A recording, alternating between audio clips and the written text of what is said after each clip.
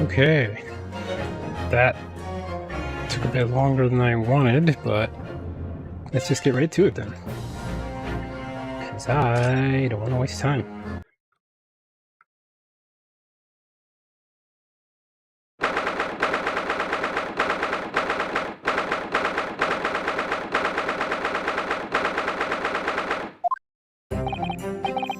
Well, I never expected this. Who would have thought we'd be back here again so soon? We're on the study tour of Great Britain with the intention of learning the country's legal practices. In order to research the latest court procedures here, we need as much court experience as possible. Well, yes, I suppose that's true, but for the person in the dock, it may well be his or her one and only time in court, and it could be life-changing. In which case, treating it as research may seem a little crass. Oh, when you put it like that, you're quite right. Good morning. Ah, Mr. Natsume. Good morning. Oh dear, are you alright? Your eyes are terribly bloodshot. The early bird catches the worm, as they say here in Britain. Yes, I've heard that expression, but I really don't want to catch a worm. So I tried desperately not to wake up early, but I was so worried I couldn't catch a wink. And now I'm absolutely exhausted as a result. Do all literary people take things so literally? Thank you for putting your faith in us today, Mr. Natsume. I wish I had 9 lives. My whole future hangs in the balance. I'm too terrified to tremble. Really? Because I can feel tremors in the floor. I can't do this. I can't take it. Although, local student Mr. Naruhodo Esquire. Yes? Caught a glimpse at the public gallery as I walked by the courtroom. It looked like the opening night of the opera. There were so many people. I had no idea my case was such a notorious affair here in London. Oh, neither did I. You know what it might be, Miss Susato? I'm sorry, Mr. Naruhodo, but I have no idea. So that all-knowing look on your face is just coincidence then, is it? Don't hide the truth from me. It's because of the Reaper, isn't it? Lord Van Zeeks? Is that right, Miss Susato?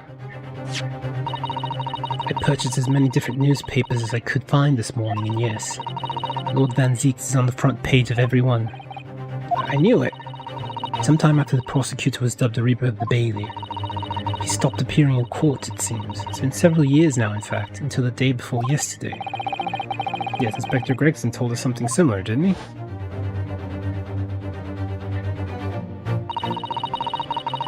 Trial 2 days ago marked Lord Van Zeek's return to the courtroom after a very long hiatus. Trial of Magnus McGilded.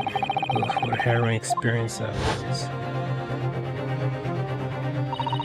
I believe that appearance made even greater waves here in the capital in days. But we wouldn't have realized, of course, having only just arrived in the country. Why is the Reaper back in the Bailey so soon, for what appears to be a mundane murder? That's the question the papers are asking. They're all speculating various answers. Mundane? Mundane? It's the most significant saga of the century to some of us. Oh dear, I meant no offense, Mr. Natsume, but that is how the papers are describing it. Well, at least lest we always forget the fact that it could spark an international incident. Obviously, the reappearance of this infamous prosecutor has caught people's attention, but there's another blatant similarity with the trial of 2 days ago. Yes, I agree. Locum student Miss Naruhodo Esquire. It's you! Me? Well, I suppose that's true. Both times it is you who stands against the legendary prosecutor. It can only mean that you're friends with the Reaper. Please, I don't rub shoulders with Deathbringers. Harry Potter? I'm afraid there's really only one other explanation. It can only be another example, Mr. Naruhodo, of your uncommon bad luck. Thanks for that. Oh, this is just my luck. Why must I be represented by a man with such a frail fortune? By the least lucky lawyer alive! Well, let's not forget that it was you, Mr. Natsume, who asked me to represent you. Yes, it's true I'm just a student new to London, with little in the ways of experience or skills, or luck. And I promise you this, I will fight for your corner until the bitter end, and I will believe in you, Mr. Natsume. Benevolent local student, Mr. Naruhodo Esquire. You're not alone here with us, Mr. Natsume. Whatever happens, we will always be on your side. Oh, benevolent non-locum assistant, Miss Mikotoba Esquires. Oh my god.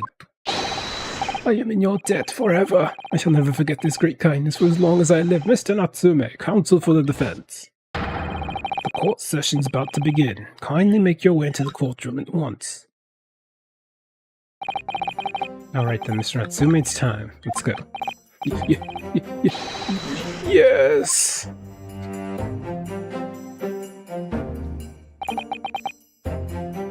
This is it. My second appearance in a British courtroom. And my second trial against the Reaper. Hope you're watching over me, Kazuma. Because this time I won't let my faith waver. I'll believe in my client to the last. Just like you believed in me. I believe I can do this now. I'm ready for this fight. And now watch as we almost immediately get cornered.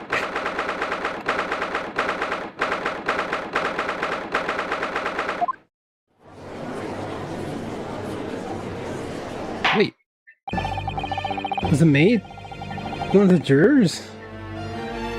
In the name of Her Majesty the Queen, I hereby declare this court to be in session. I now call upon the counsels for the prosecution and defense to declare their willingness to proceed. The prosecution is fully prepared, my lord. The defense is ready, my lord. The Mutinies are a truly fascinating breed. Sorry, what? Lord Strongheart has told me all about you. That you are a student who arrived in London but 2 days ago, a mere amateur. Do you have a point? Being a patriot, you feel compelled to try to help the accused, I suppose. Typical Nipponese arrogance. Forgive me, but I do not believe arrogance is an appropriate description. Sato-san. After all, at our previous encounter, the defendant was found to be innocent.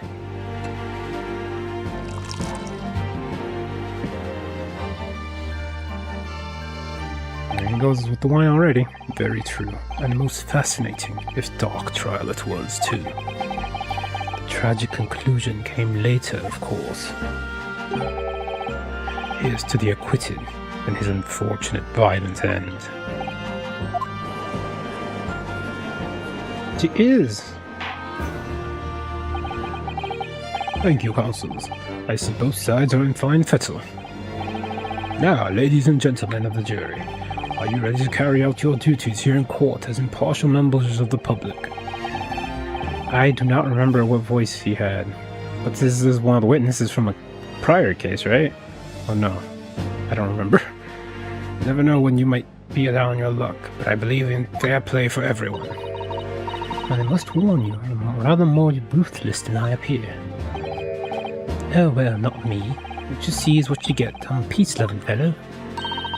I'm afraid to say, I think it's quite possible that Mustache Foreigner did the deed.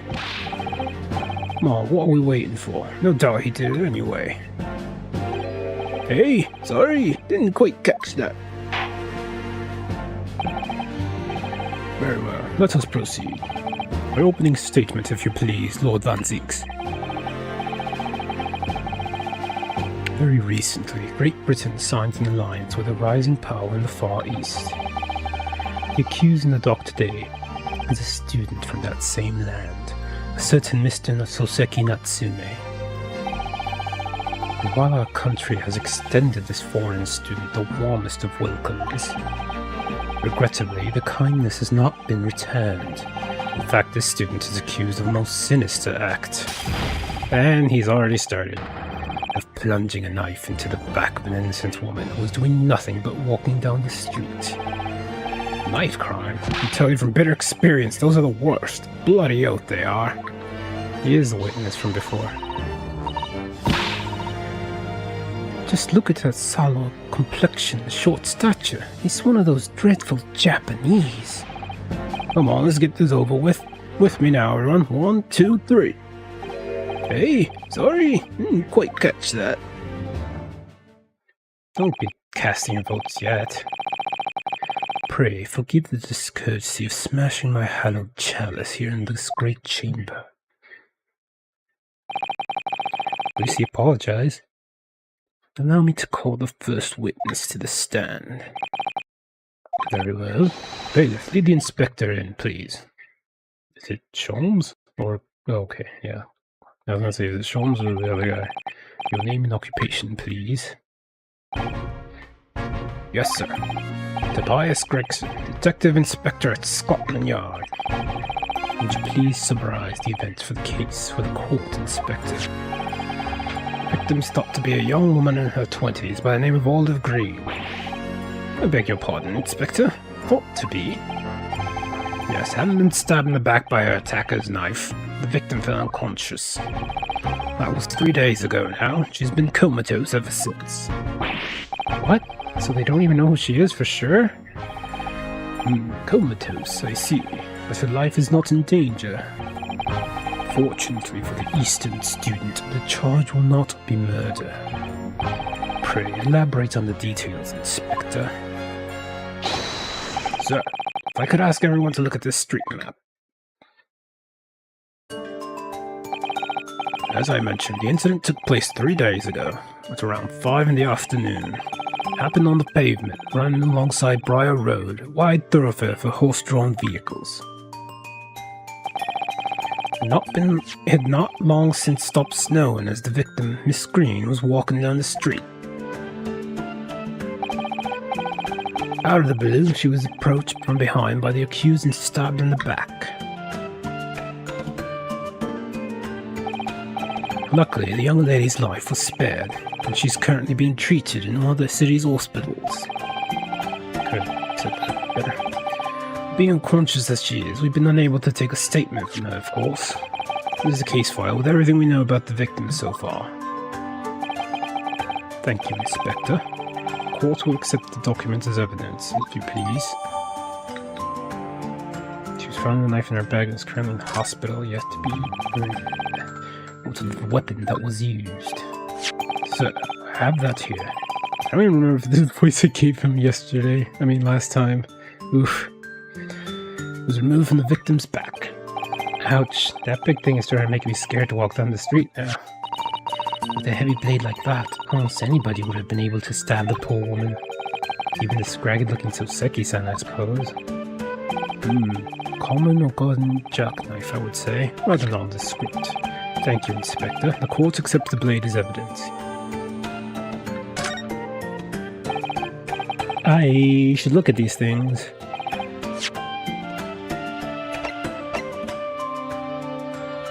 Including this, I haven't really examined this.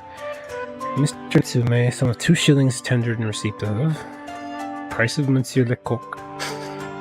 The picture of Monsieur Lecoq. A meal for Gabaril. Canterbury Yearnings. Details. Young woman rendered unconscious following a stab wound to the back. Olive green, female stout build, early 20s. Pavement, Briar Road. Rolly beat. The victim remains unconscious. Her name is gleaned from personal effects. Other details are unknown. Apart from the single stab wound and the large knife, no other signs of injury were observed. The assailant was seen running away by the reporting up officer and was successfully arrested the following day. And the knife. Pull it out. Huh? Is there no tip? Oh, look here, Mr. Hojo. Just at the tip. A small piece of the blade appears to be missing. You're right. Well spotted, Miss Usato. I wonder what could have happened to it. Yes, you don't think it could still be lodged in the victim, do you? Oh dear, I do hope not. It sounds terribly painful. Is that all? Oh, the hole. Oh, it's just to put it away. Okay. Not quite what I was going for, but alright. Is that it then? Yeah, it's gonna open it again. There's no blood. I would expect some blood.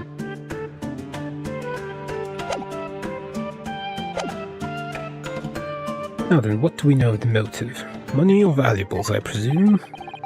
We can tell by looking at the woman's possessions. Seems like she's a poor student herself. Hard to imagine she would have had anything much worth pinching, my lord.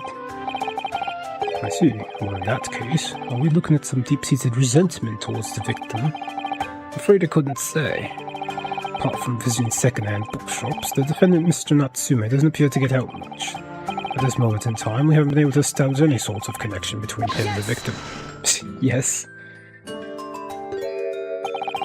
If theft and grievance had been ruled out as the motive, what reason could Mr. Natsume possibly have had for stabbing the young woman? Yet you arrested the man in spite of that, in a totally unjustified and heavy-handed way. Oof. Did he throw the whole bottle away? Pray forgive the discourtesy of flinging a freshly uncorked bottle into the public. He threw it into the gallery with the people. And so daintily, too. What the heck? This man is, like, supremely extra.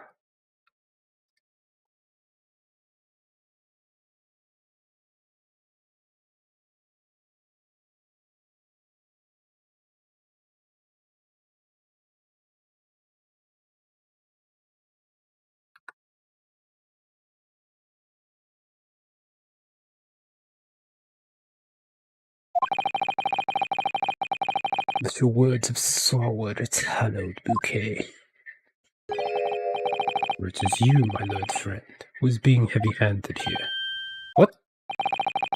Scotland Yard did not arrest people without good cause. That should be beyond question. Inspector Gregson, the prosecution calls for your formal testimony. Explain to the court precisely why the constabulary came to arrest the Nipponese student. Yes, sir.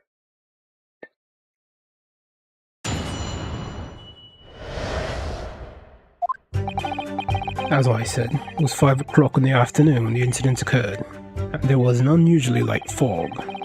Visibility was reasonably good. There was no one else about but the victim and the accused. Out of the blue, the victim was stabbed from behind, and subsequently collapsed on the pavement. The accused ran off, scattering his belongings all over the floor. Those being a number of old books he'd just bought. He was on his way home from the bookshop, it seems. It was just a matter of working out who the books had belonged to, and we found the bloke to arrest him. Old books, you say? Yes, my lord. I have a photograph here of the scene of the crime, taken immediately after the incident. Ah, yes, I can clearly see the books to which you are referring. I will take that photographic print as evidence, please, Inspector. The Nipponese are a spineless breed, too cowardly to admit to defeat, denying everything despite overwhelming evidence to the contrary.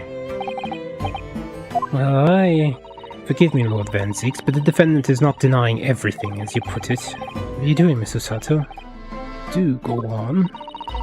Mr. Natsume has admitted to playing some part in the incident. Isn't that right, Mr. Naruhodo? I mention it.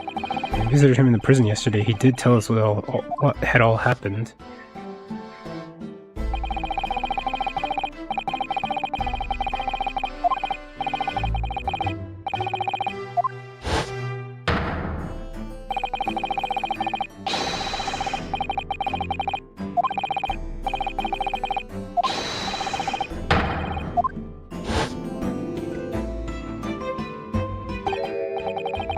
Green overcoat. That's exactly what the woman at print is wearing. Oh my, a photographic print in full color. What will the world come up with next? The defendant has done nothing more than admit he fled the scene of a terrifying incident. It does not mean he's guilty of the heinous crime of stabbing the woman in the back.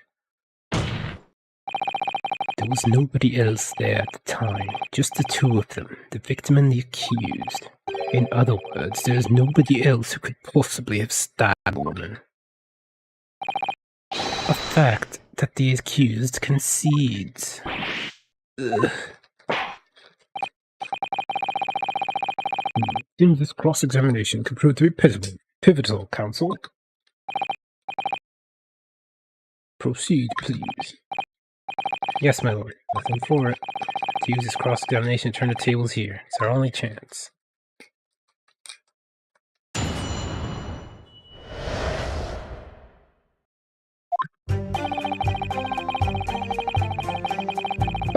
Hold it! Light fog, you say? Well, light for London. You can see the opposite side of the street for once. Not much farther, though. That's light, is it? Around these parts, yes. Not something I'd expect a Japanese fella like yourself to know, of course. I've heard that London's famous for its fog, but in my country, people usually imagine that gives the city a rather beautiful appearance. How quaint. Yes, well, it's not something us Londoners tend to romanticize, as I expect you can appreciate. I see. At this time of year, the fog causes a large number of accidents, especially when it's heavy. Sometimes you can't even see your own hand at the end of your arm. Indeed, the other day I was very nearly trampled by horses before I could see the carriage they were pulling. It's hard to tell, I should definitely remember to stop, look and listen. However, on the day that concerns us, the fog was somewhat lighter than usual. A fact no doubt lamented by the accused.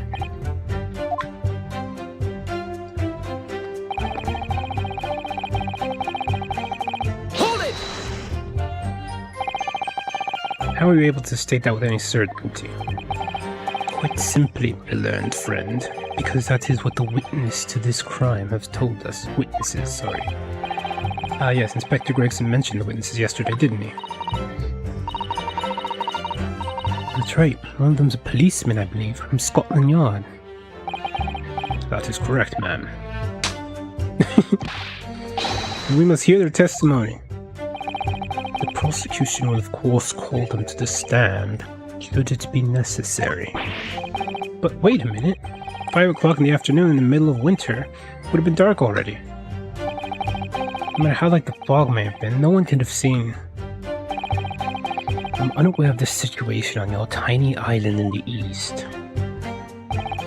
But here in the capital city of Great Britain, all main roads are illuminated in the night by gas streetlights.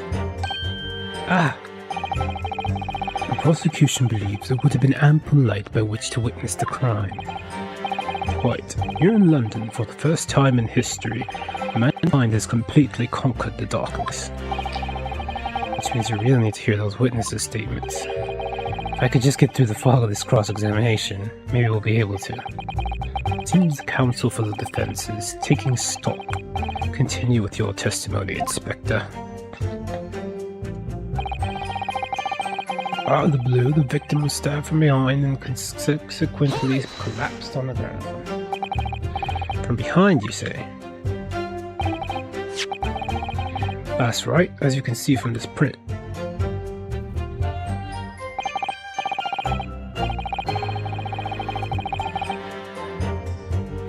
Yes, quite so, Inspector. The handle of the weapon is clearly protruding from the victim's back.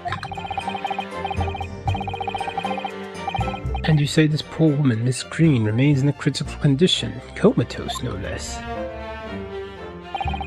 I'm afraid so, my lord, yes. She's being treated at Bart's. I was hopeful that she'd come round before the trial started so I could take a statement, but it wasn't to be. Yes, it is indeed a pity. It would have been most illuminating to hear the victim's own accord of events. Luck is on your client's side, it seems. On the contrary, my client has been exceedingly unlucky.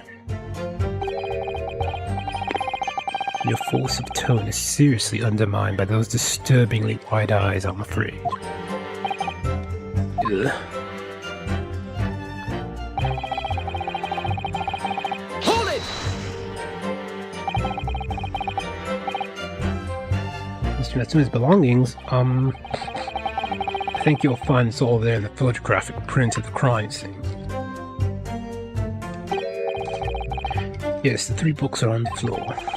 That's right, my lord. Second-hand books they were. Irreparably damaged after falling in the snow, of course. The accused could easily have carried all 3 books in one hand, which means his other hand would have been free to wield a knife, for example. He's very clever, isn't he? What do you mean? It's made it extremely hard for you to assert that Mr. Natsume had his hand full of his books. He's managed to close one avenue of escape we might have had before we even knew it was there. You mean to say that the defendant was holding his belongings as he thrust the knife into the woman's back? That must be what happened, my lord, yes.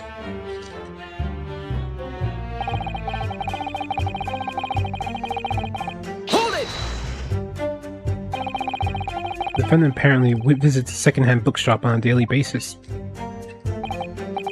Yeah, so I understand. Shop full of old English literature. I commend the accused on the lofty subject matter of his scholarly attention. Blokes room is stacked floor to ceiling with those musty old books. He does promote the bookshop in question, please, Inspector. Well, if I must, I'll have to ask you to look at the street map again, I'm afraid. Closest second-hand bookshop to the accused's lodgings is this place here, Bourbon Books. Little place on the corner of Briar Road and Mearstrom Street. As it happens, the accused is currently living in lodgings on the other side of Briar Road at the opposite end. Which means it doesn't take a genius to work out the route he would have taken home. Something like this. Awesome. Yes, I concur with your conclusion, Inspector. The defendant would certainly have passed the scene of the crime on his way from that particular shop. Mr. Naruhodo, I think what the Inspector just told us could turn out to be of vital importance. Yes, I agree. The most important point is that the Inspector just made being... Oh.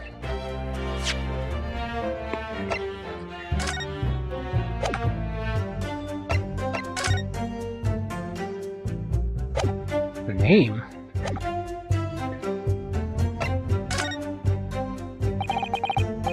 Dr. Gregson, may I ask you a favor?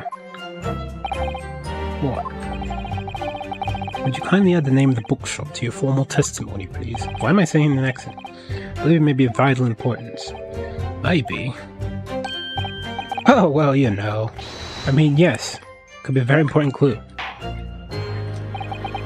Very well. Not that I can see it being of any great significance, but please revise your testimony accordingly, Inspector.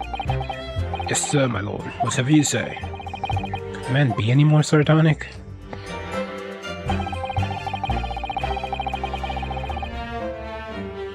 He was on his way home from Bourbon Books, second-hand bookshop he apparently patronizes. So the shop is called Bourbon Books, is it? That's right. That's the closest second-hand bookshop to the accused's lodgings. Get from there back to his room. You have gone right past the very spot where the incident took place. If I could just confirm one point, can we be sure that the defendant really did visit Bourbon Books on the day in question? Well, we haven't actually confirmed it, no. Not confirmed it. Why the devil not, Inspector? Well, the thing is, the shopkeeper's gone on a trip, you see. Left the morning after the incident to collect more stock, I'm told. So we haven't been able to ask the bloke if the accused visited his shop on the day in question or not. Well, in that case, what did the defendant himself have to say about it? No recollection. What? According to the statement he made at the time, the accused has no recollection of where he'd been. Of course he doesn't. Though clearly had his head in the clouds whenever he's walking about town. Claims to be just wandering to whatever bookshop he happens to be passing by and rarely notices the name. I should say the man ought to learn to look where he's going at the very least. So, it's just as I thought then. Something the matter? Inspector, you may continue with your testimony.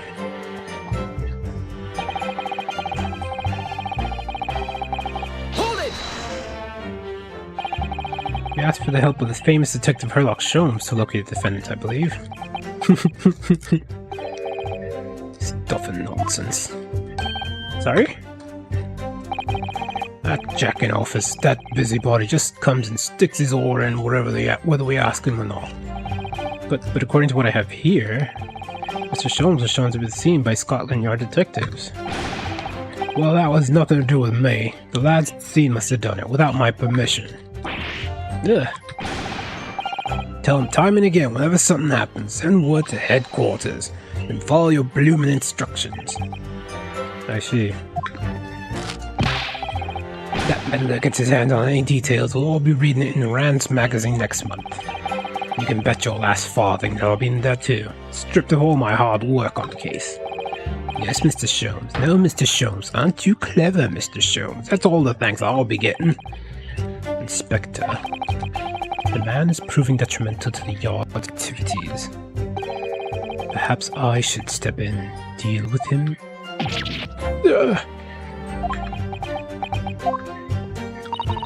It appears Inspector Gregson is lost for words.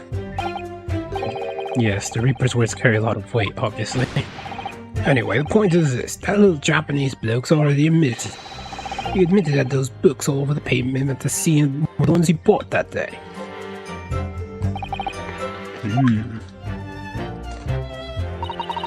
What do you think, Mr. Naruhodo? If you're unable to sway the jury during this cross-examination, I'm afraid that Mr. Natsume's fate will be sealed. Yes, they'll be sure to find him guilty.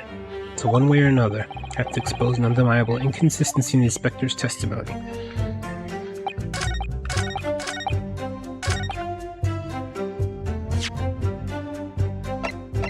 Easy. Objection!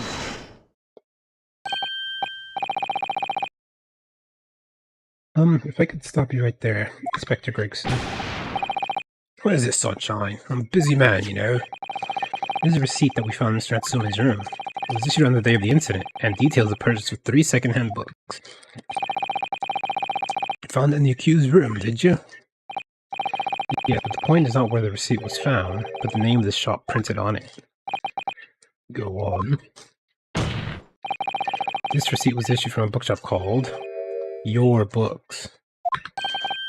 Your Books? Y-O-R-E, I presume? Yes, my lord. So Mr. Natsume did indeed purchase a number of books on a second-hand bookshop that day. However, the bookshop in question was not Bourbon Books. Hey, what? Inspector, do you know of this other bookshop? Yes, sir. Your Book is another second-hand bookshop not far from Bourbon Books. Just that. Well, it's such a small place, I didn't think the accused was known about it. Objection! But in fact, that is the bookshop which the defendant visited on the day in question. And this receipt proves it. What? Yes, but what difference it makes? Whatever the man purchases must be told. It makes no difference in the final analysis. I disagree. I mean, after all, I have the street map here if that may be of help. Oh, yes, thank you. Have a look at this, please. The defendant may be returning from Bourbon Books. Then yes, he would almost certainly have passed the place where Miss Green was attacked. However, take into account the fact that he was actually at another bookshop, Your Books, it may very well turn out to be that he wouldn't have passed that location at all. Could that be true? My, it rather depends on where this other bookshop is, but I do declare it may be a possibility. Is that right, Mr. Lawyer, sir? What you just said? Absolutely could be right. Inspector Gregson, where is this Your Books establishment? Well, obviously we looked into that. It turns out that Your Books is just here on the next corner of Mearschum Street, going east. So you could have taken the south route. And there you have it. As you can clearly see now. Oh.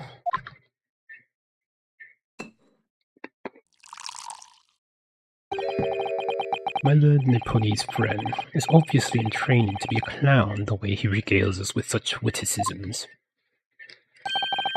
To your future career in the circus. That's funny.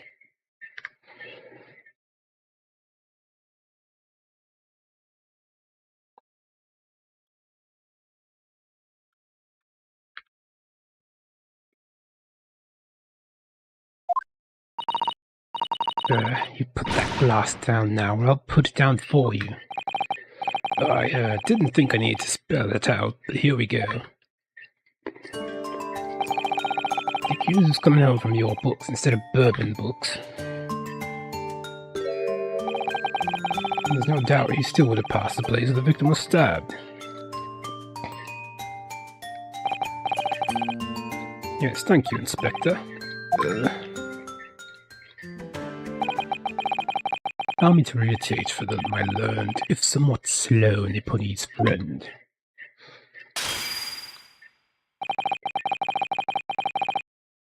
Wherever the man purchased these musty tomes, it makes no difference in the final analysis.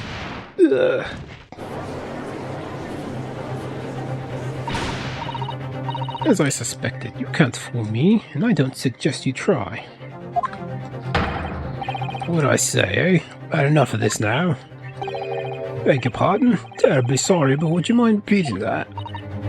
Now, hold up. I mustn't give up. What do you mean? The prosecution's assertion is correct. Members of the jury may very well decide Mr. Natsumi is guilty. They must think. They must consider the assertion just put forward by the prosecution very, very carefully.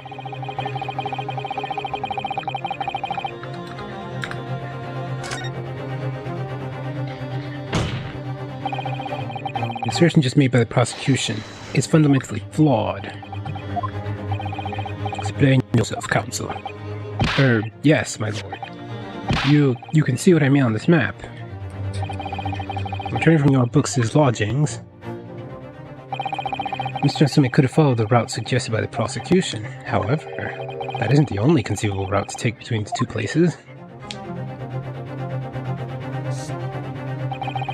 If the defendant used these streets, look what happens. He arrives back at his lodgings without passing the location where the victim was attacked. Talking back to a clown is a fool's errand, of course. However, I feel compelled to point out that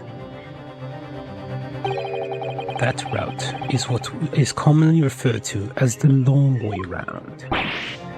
Ah.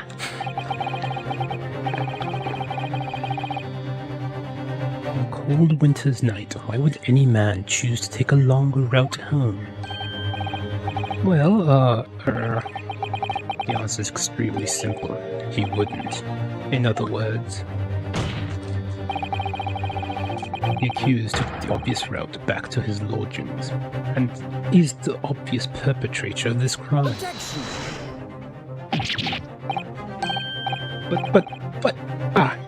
Yes, I got it. Obviously, you must ask the man himself, Mr. Natsume, which route he took home. I have already informed the court of his accused's response to such questioning. He claims he has no recollection. That's right. As I said, the bloke seems to spend his time most out wandering aimlessly from A to B.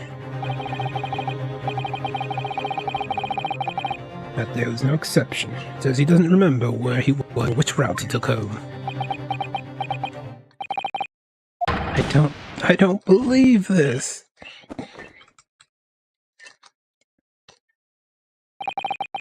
I thank you, my learned friend. I suggest that we do not waste any more of the court's time by wandering aimlessly around this subject. Pray, what say you insightful jurors? But even if that is the case, the defense still... Oh, someone's gonna vote. They're all gonna vote. I agree with Lord Van Zeeks. Wholeheartedly, and in every way. What? I don't believe it. Does this mean we members of the jury are completely convinced now? All of them? Very well. In that case, I hereby call upon all members of the jury present your findings to the court. Oh. Guilty. Guilty. Guilty. Guilty. Guilty. Well, shit.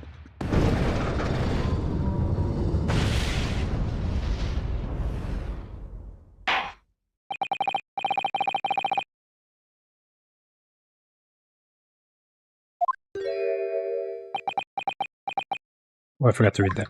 It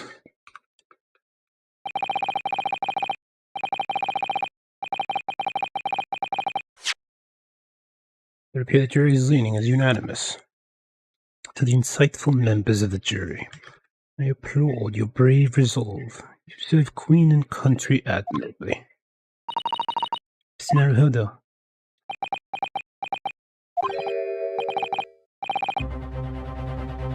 No, not yet. This isn't over yet. Let's have one last chance to sway the opinion of the jury. Have to tip the balance of those scales the other way. Have to turn this around, somehow. Those are the eyes of glory, not yet willing to give up and die. Though I presume you intend to wield your rights again in this trial.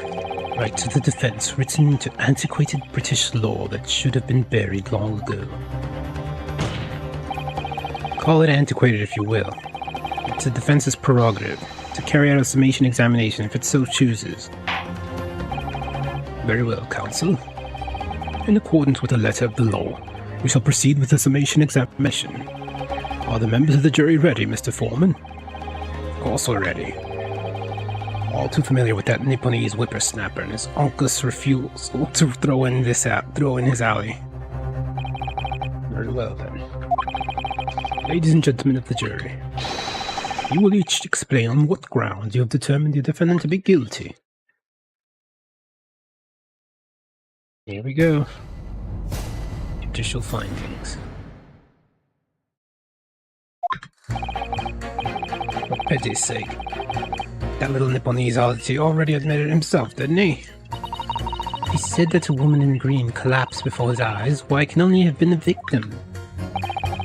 The man wouldn't have gone around the houses on his way back from the bookshop, not in winter. So the poor woman was attacked from behind, was she? How dreadful. Really don't care. Can we just wrap this up now? Got work to be doing. Your books, yes. Nice shop, that. Urban books. No, not worth a visit. That had nothing to do with anything. With only minor exceptions, the reasons for the finding of the guilty are all too clear. When the stabbing occurred, the only two people at the scene were the victim and the accused. And the accused himself has admitted seeing the victim in her green overcoat sink to the ground before his eyes. Furthermore, we have heard from the inspector that the defendant had then fled the scene. I must say, I would have ample grounds to convict this man already. Oh dear, even the judge is convinced of Mr. Natsume's guilt now. Ugh, why do you have to run away like that?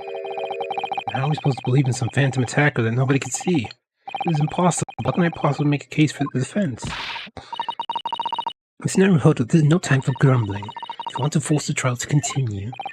Yes, I know. I have to turn the tide. I must make the jurors change their minds. Well, 4 of them at least. Exactly.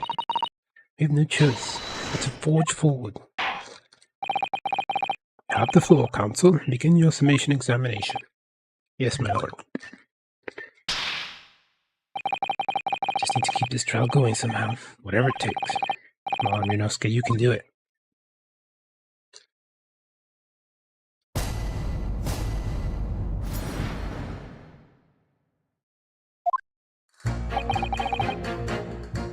Hold it!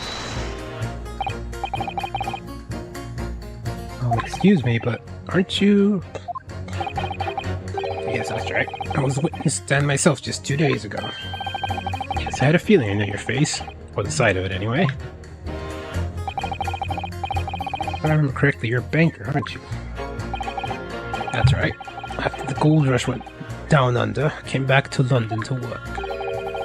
It was all going swimmingly until you started fossicking around. Bruce Fairplay was a man of repute. Sorry? Don't think I've forgotten how you treated me the other day. You had me and that young hatter pegged as criminals. Oh, well, you know, water under the bridge. Now there's all sorts of rumors buzzing around. The police have been badgering me non-stop. If I could turn back the clock. Well, anyway, don't know about the hatter, but at least I'm in the clear now. I'm free to make up my own mind about who's guilty and who isn't. Ah, thank goodness. Alright, maybe I might struggle to change this man's mind. Your awkward history. Oh dear, I wonder what's become of Mr. First now.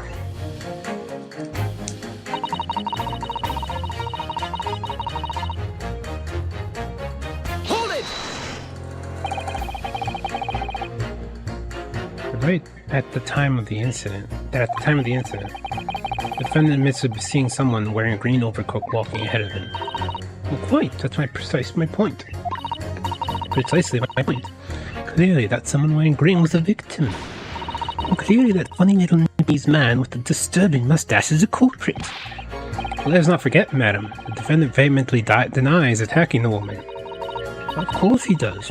He admits to stabbing her, his life is over. The man is obviously a liver-faced coward, honestly, claiming the woman simply collapsed before his eyes. But if that's a lie you're suggesting, do you not think he could have concocted something more credible? Oh, I really couldn't say. After all, you are foreign. Who's to say what goes through your funny little minds? I could tell you what's going through my funny little mind right now, but you wouldn't like it. I do declare the man has already made the admission. He himself has stated there was nobody else around. Surely the conclusion is obvious. No one else could possibly have committed this awful crime. Whoops. If no one else could have done it, the accused must be the man. Really, it couldn't be more simple. Your argument is compelling in its simplicity, I must admit. Oh my, you're too kind, my lord. That went well for her.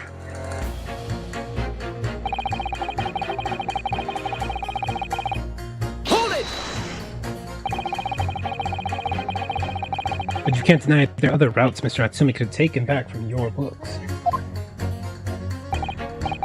Oh yes, like you drew on the map, you mean? What was it? Calabash Road or something? Precisely. But it seems to me that would count whether the little Japanese fellow actually went that way or not. Well, yes, that's true. And at the moment, there's no proof that shows that he did, is there? Well, yes, that's true as well. And as I understand it, the accused himself doesn't remember which way he went, does he? Well, yes, that's annoyingly true. The nights are dark and cold, so the way I see it, you'd want to get home as quickly as possible. Well, yes. Why is all this true? So really, the only thing that makes sense is that he went home along Briar Road. I'm supposed to be convincing you here. I've given it a lot of thought, you know. I didn't just make up my mind on a whim that he did it. I mean, if there was some logical reason why he might have gone the Calabash Road way, it'd be different. I'd be happy to reconsider my position in that case. Honest I would. The reason why Sasaki-san might have taken the longer way road. It's a good reason. I don't imagine you'll be able to sway this young man's opinion without one. Hold it!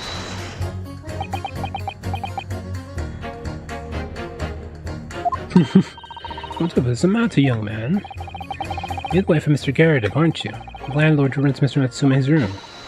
Master's wife? Where do you get your ideas, sir? I'm the maid, you understand? Oh, hold on. It was supposed to be a secret. Why would you immediately say that out loud to everyone?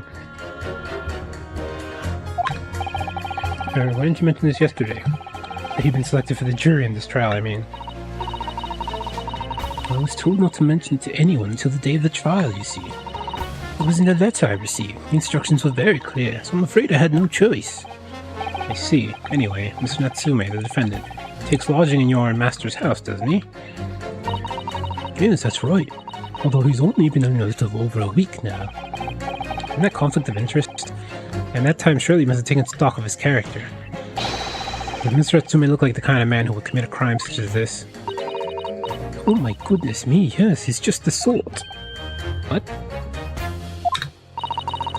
spending all his time in the dark and dingy room, sporting that unscrupulous mustache. The man never speaks, and don't get me started on those shifty eyes. All the neighbors are talking about him. I've heard them, you know.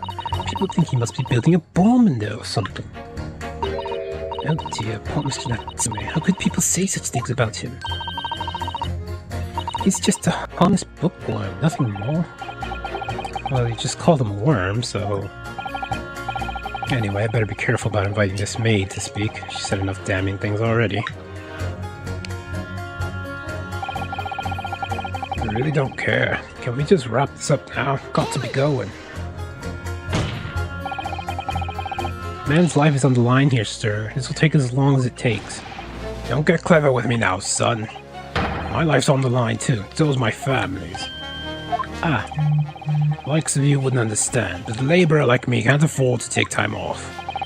If I don't work, I don't eat. Neither do the wife and kids. Oh, I see. That must be very hard. I go to the union every morning to find out what needs doing. If you're late and the work's taken, it's tough. This time of the year, there's water and gas pipes surely bursting left, right, and center.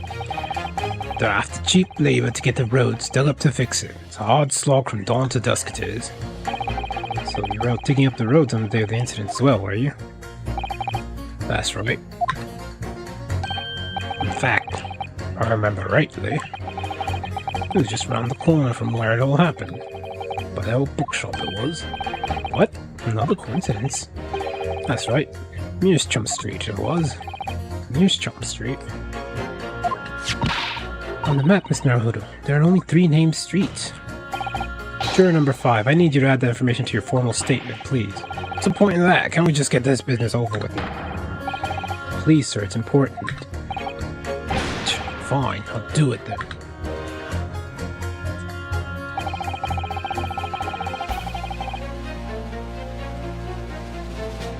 The day it happened, I was digging up Mearschum Street from dawn to dusk. If I understand correctly, you're a day laborer and you were doing road maintenance out there. That's right, like I said, a lot of burst gas and water pipes underground in the middle of winter. It's the only time of year fellows like me can actually make a few bob, and I'm missing out today. When you say from dawn till dusk, well, the work had to be completed within the day, see? No coaches or pedestrians can pass while it's happening. I wonder if I could trouble you, sir. To mark on the street map the exact location of the works you were carrying out. Give it here then. Let me have a look. Right, let's see then. Here we are, Mearschum Street. Yes, it was just here, like. It was a tidy dig, I can tell you. We had to get through all the strips of snow that had frozen solid. And at what sort of time did you finish the work? Well, we started in the morning and can't have finished before going 6, I'd say. Snow had stopped coming down, but it was long past dusk for sure. That means the road work was still going on when Mr. Green was attacked at around 5 o'clock. Roadworks on Mearschum Street, huh? Roadworks. Sorry. Fold it, you say? Fold what? No. What I said is hold it.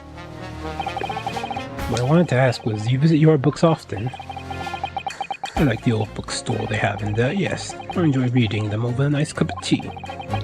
That's my daily routine, you see. Same thing every day, including the day you're all talking about.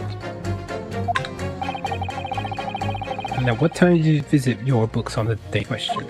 I was picking out books in there all afternoon. And it would have been just before 5 that I left. That's my daily routine, you see. Same thing every day, including all day you're talking about. Just before 5, you say. Exactly when the victim was attacked. I'm sure about the time. Oh yes, no mistake there. I remember it well. I'm not about to forget that day in a hurry, not after the dreadful time I had. What do you mean? I was walking down Calabash Road when I slipped on the ice and donked my head. It's always worse after the snow stopped falling. That's when it's most slippery. Knocked myself clean out, I did. I really thought my number was up. Wait a minute, let me get this straight. This happened on Calabash Road? That's alright. I live in Cornpipe, you see. Heading down Calabash Road is the quickest way for me to get back from your books. Juror number 6, I must insist that you add that information to your formal statement. It may very well be extremely significant. Sorry? Extremely sick? No, I'm quite alright now. It sends a shiver down my spine to hear the members of the jury so convinced of Mr. Natsumi's guilt. But I can't help feeling that some of their opinions are rather subjective. I agree, it's irrelevant of what some of them are saying that sends a shiver down my spine. Still, at least some of their assertions don't actually incriminate Mr. Natsumi. If anything, that's something. Must use that to our advantage, Mr. Naruhodo. Cunningly. Yes, right. What a pit?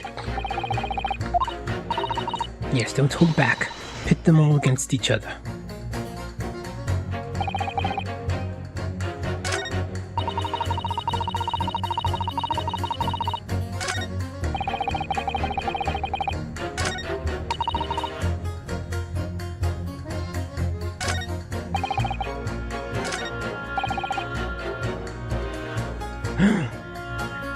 Hold it! Wait, he fell down.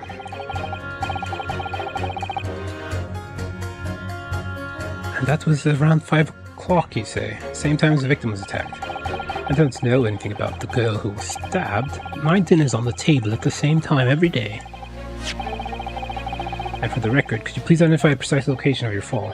Goodness, it was eons ago now. Not sure I can remember. It was 3 days ago.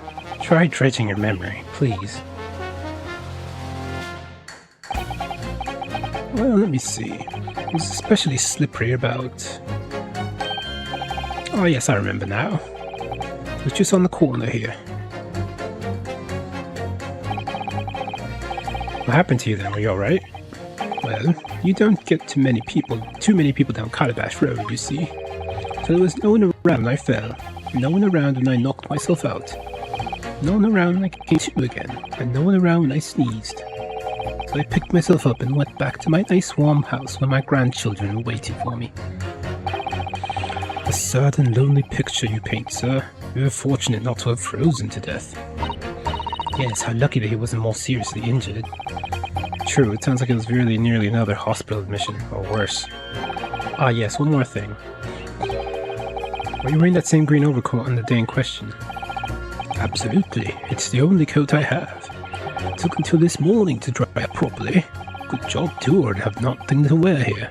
So count your blessings, I say. Suppose we should... This gentleman certainly has a close shave there.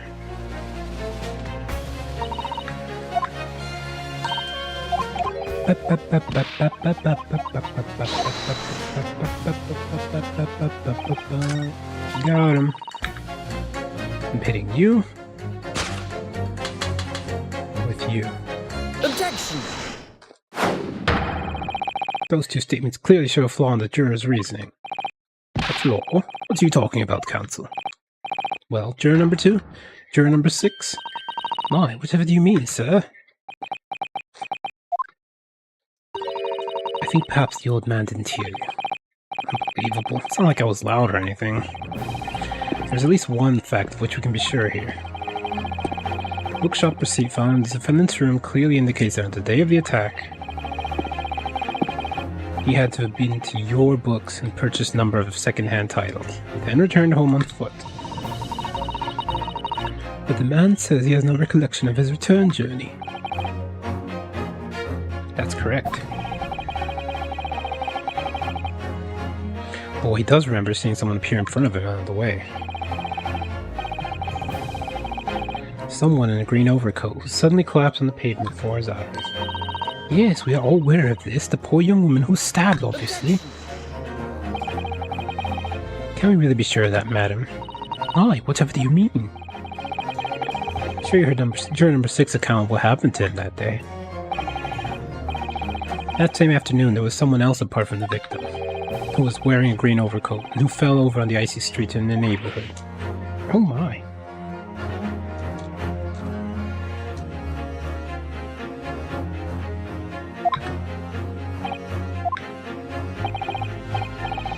My goodness. You mean...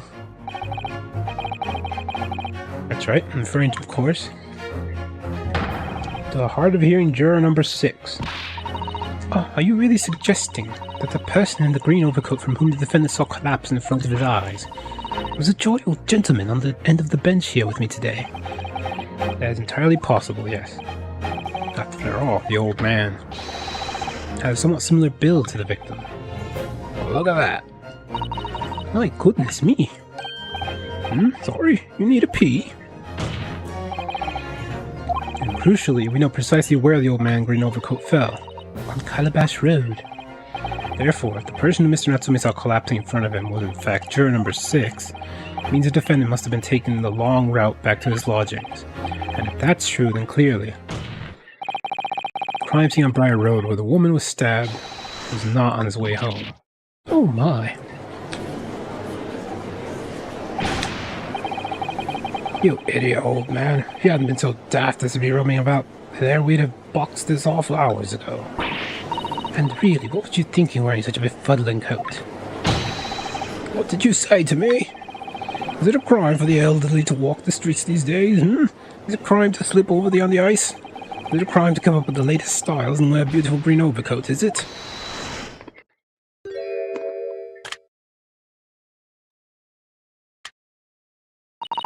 My lord, I do hope it won't cause any inconvenience, but you'd like to change your linen, I presume. I do declare that I would. I should like to call for a verdict of not guilty. Thank you. And I would too. What? Is it a crime to change your mind, is it? Well...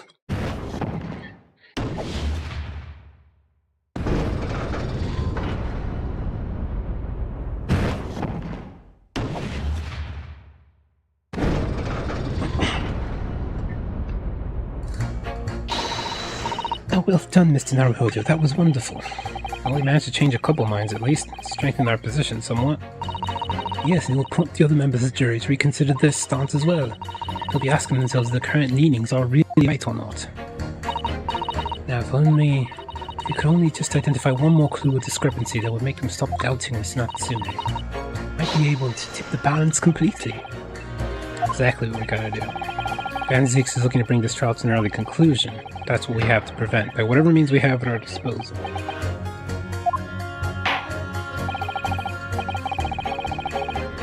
Thank you, counsel. On with the summation examination, please. Yes, my lord.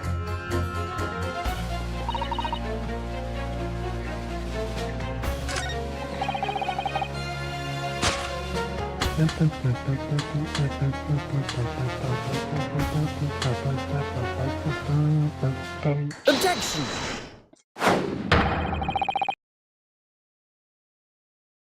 Those two statements are clearly at odds with one another. At odds, counsel. Explain yourself. Please don't point. It wasn't me, I swear. Hey, what? I'll just log it as done and dusted. Well, juror number 3. Oh, me, sir. What? What do you mean? Juror number 5's words just now are extremely significant. Let's take a moment to consider the implications of what's been said on the map of the local area. On the day in question, Mr. Natsume visited a bookshop to purchase a number of second-hand books. And on the same day, we know that their work is being carried out in Mearschelm Street, making it impassable. Which means the defendant's route home could not have been taken along Mearschelm Street and down Briar Road. Oh yes, of course. What do you think, sir? Well, yes, you can't argue with that, really, can you? You must have had a good 2 yards or more of the pavement up. Every gentleman and gentlewoman that came along had to turn back and go the other way. So the only conclusion is this. The defendant must have taken the longer route back to his lodgings. Yes, I suppose you must have. I suppose I must be right, eh? Juror number 3, you said the following. The man wouldn't have gone around the houses on his way back from the bookshop. But we see now that he had no choice. Yes! My lord, Mr. Judge, sir, if I may. Yes? I don't think in all good conscience that I can say the man's guilty now. Yes, I'd like to see this trial continue so we can get to the bottom of what really happened.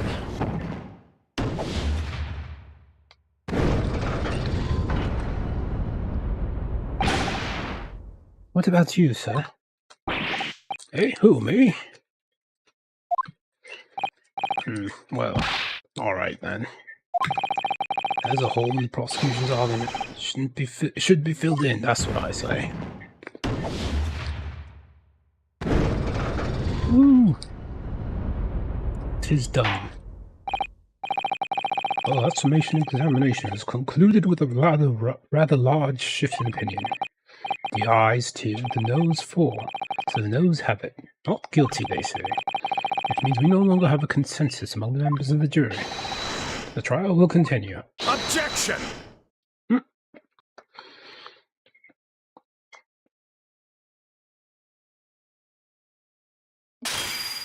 There goes another glass and wine. Would it seem churlish of me to drink from my hallowed chalice moments after raising an objection? Only to crush it in disgust. Pray forgive the discourtesy. Lord Van Zeeks? It seems I must retract my earlier remark. What do you mean? I mistakenly credited these jurors with intelligence by describing them as insightful. Yet we have just witnessed them falling for a cheap trick performed by an Eastern entertainer. Hey, whatever do you mean? I haven't tricked anyone. Everything I said is the truth. Indeed. Stalwart juror number 5 was undoubtedly repairing the road, as he claimed. I believe you said it was a good 2 yards of the pavement which you had excavated, sir? That's right. It took me the whole day, and they paid me a measly tuppence for it. Now I learned Nipponese friend telling me. Do you have any notion of the distance that 2 yards represents? Well, if I'm honest, I don't have a clue now. 2 yards is a little less than 2 meters. Less than 2 meters? That's not much at all. In other words, distance readily vaulted by anyone of moderate vigor. Would you not agree, my stalwart friend? Hey, me? Well, I can't say you're wrong, though. What?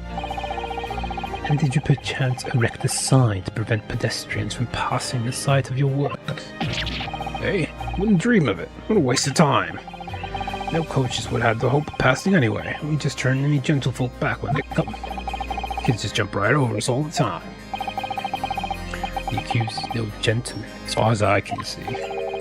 I have little doubt, however, that he could spring over a 2-yard trench in his meanderings about town. Ah, is that true, is it?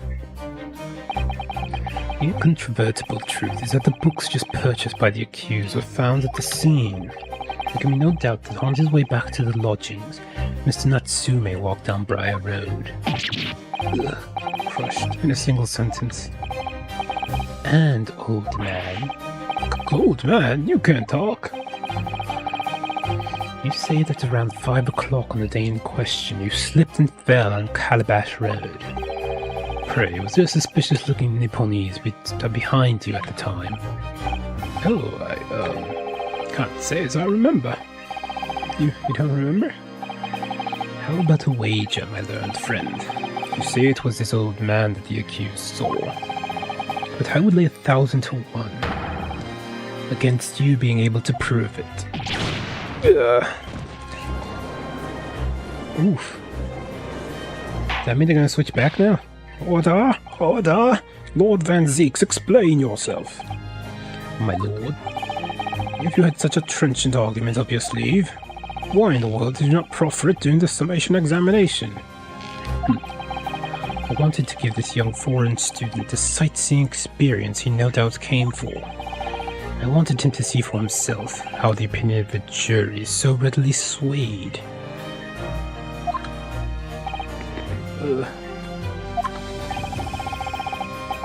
But my hospitality has its limits, and they may have been reached, I feel.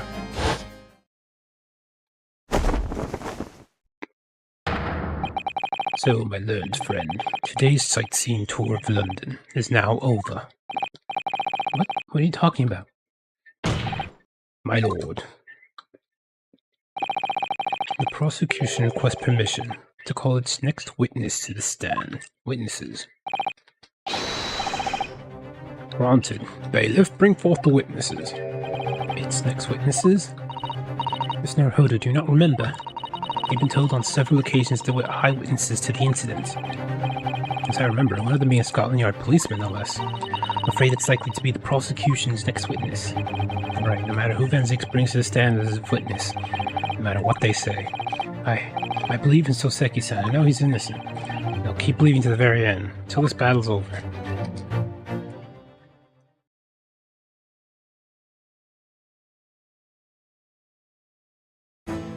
What? Sleepy man? Witnesses, please state your names and occupations for the court.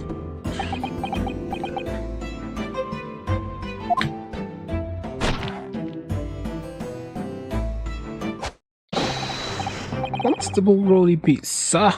Nothing to report on the street, sir. What?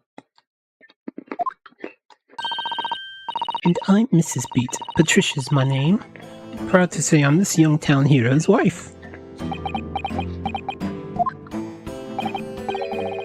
What's the story here? Well, in truth, we've not been married long. In fact, we celebrated our first anniversary only the other day. No, it was your husband I was asking about. He seems tired. Oddly surprising. Us being an honourable occupation, patrolling the beat is the most demanding work in the world. Oh, really? I'm sure I've heard that before, actually. Indeed, apart from rare days off, our gallant officers trudge some 20 miles a day, you know. They patrol boarding houses and pubs, collect taxes, survey these streets, check that meters are reading true, and they're responsible for keeping the streets clean and lighting and extinguishing our streetlights. There are a number of items on that list that don't sound much like policing duties at all. I wouldn't just be falling asleep on my feet, I'd have collapsed long ago.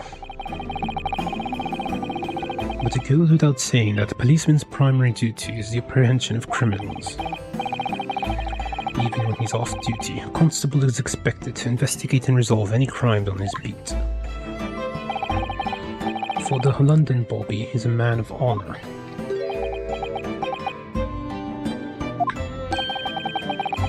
And a man of slumber.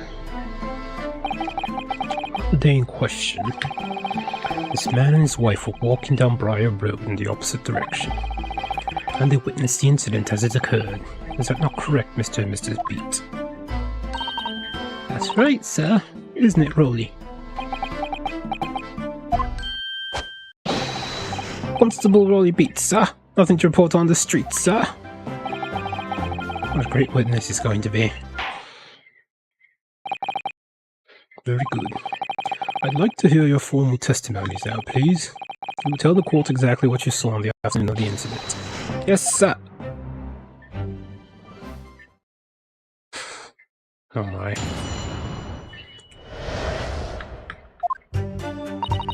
It was our wedding anniversary and Rolly was taking me out for a meal. There was no time to change after work. Anyway, two silhouettes appeared out on the fog on the pavement in front of us. All of a sudden, one of them just collapsed on the floor, and then the other scattered something before running off. Ran straight over, of course, and then went for help at a nearby police box. It was definitely that Japanese man in the dock. Rolly and I both saw him clear as day.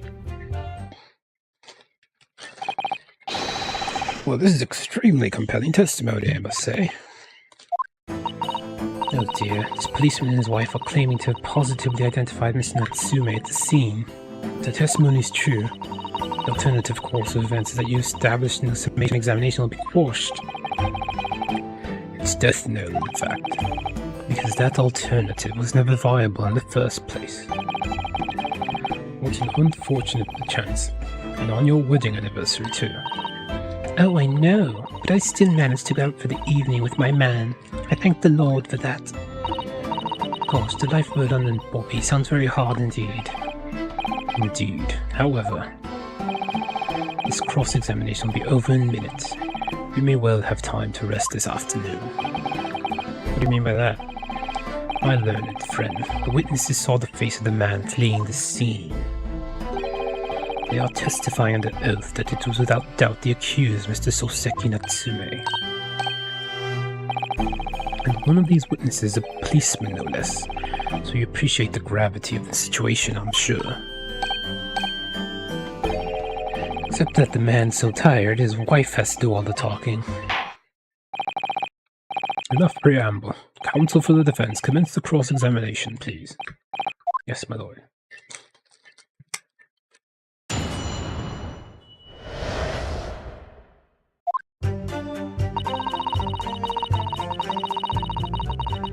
Hold it!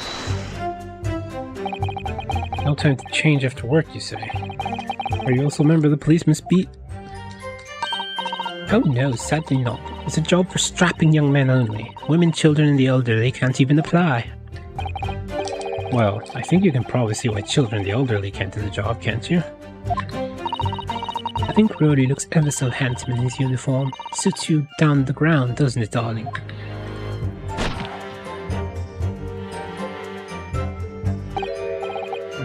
What? Ah, I just finished my beat. Pat, I was heading back to the station. I was actually planning on getting changed there. Is he talking in his sleep? This is creepy. Oh no, Rowley. I much prefer you in uniform. Sometimes I don't recognize you when I see you in plain clothes. Oh dear, it doesn't seem healthy. Kindly adhere to the point. You're going for a meal after you had finished your beat for the day, correct? That's right, sir. Yes. Although I was fit to drop, to be honest. After spending the whole day on my feet. But policing's my life, sir. As long as I'm the proud owner of this, I'll serve my city and my queen to the end. What's that now? My warrant card, sir. Proof that I'm a London copper. Has noble founding principles of the force written on it. As a reminder to all us policemen on our sworn duty. To patrol the streets of London town and uphold the peace of the common man. Sir, and for such a noble cause, I cover 20 miles every single day without failing, without a grumble. Because I know that the plodding of my boots is all Londoners need to hear to feel safe and secure. So, fighting crime doesn't appear to come into it then. But sir, just on that one particular day I was looking forward to celebrating my wedding anniversary. Mrs. Beat puts up with a lot, being married to a bobby like me, and I to show my dear wife how much I care. Oh, Pat. Oh, Rowley. You're so cute. What a charming couple. Their young love is such a joy to behold. If a little over the top, perhaps. And then, let me describe what happened next. They're so cute together. Hold it! Two silhouettes. That's right, they were coming towards us, walking up Briar Road in the opposite direction. It was a rather plump figure, followed by a scrawny, thin-looking man. That does sound exactly like the victim, as pictured in his print, and like Mr. Natsume.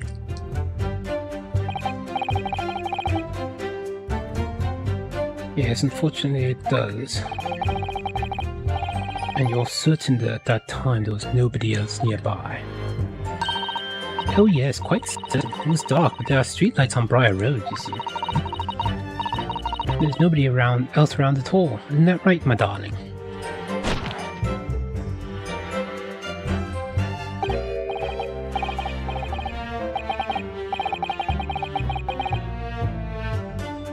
What? Oh yes, that's right.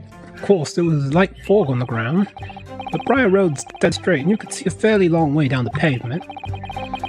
And then there's a street lighting as well. I didn't see any other pedestrians. Before sleep takes a further hold, your answer please, Mr. Beat. Are you quite sure of what you just said? Yes, sir. As a copper who spends all day every day keeping watch on the streets, I'd swear to it, sir. I'm as sure as my love for Patricia's true. Oh, Pat. Oh, Rowley. I still maintain there was no one else around other than the victim and the attacker. So it seemed like that must be how it really happened. Making it seem like there's nowhere to run. Well, that didn't stop Mr. Natsume, did it? He fled the scene all too convincingly.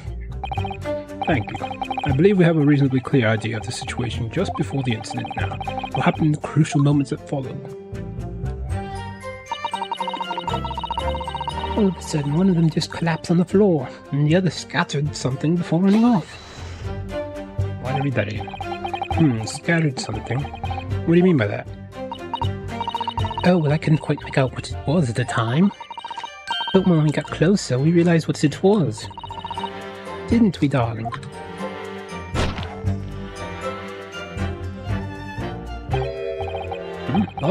Oh, yes, that's right. There were some old books. I see, old books. Yes, sir. The culprit had dropped a number of them, all around where the victim lay on the pavement. Indeed, it's clearly pictured in this photographic print. That rotten Japanese man did that when he did the deed. Let's not forget that it remains to be established that the defendant was indeed the attacker. Alone, it was a man in the dock without question, sir. The mustache, the hunchback, the cat-like eyes, the taut mouth, the snub nose, everything. Any more insults I want to throw in? That's right. He looked down at the poor defenseless woman with those terrifying, intense eyes. And then suddenly threw his books onto the pavement and ran away. I see. This is tough. They seem as though they're telling the truth here. May I remind the court that this unambiguous testimony comes from a policeman and his wife. Now please continue. Yes, sir.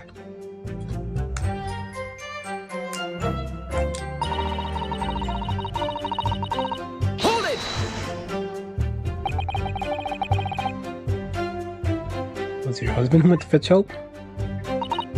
No, I went. I may not be a police officer myself, but I am the proud wife of one, after all. Isn't that right, my darling?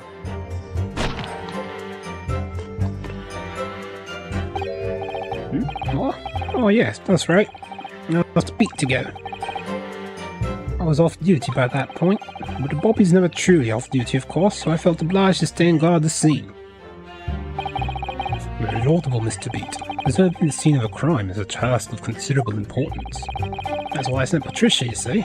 Told her where to find the right police box. Forgive my ignorance, but what do you mean exactly by the right police box? Depends on the crime's location, you see, as to who deals with it. Why, the woman was stabbed wasn't actually on my beat. So I told Patricia the way a police box for the next beat. The incident fell under, so she could go and report it.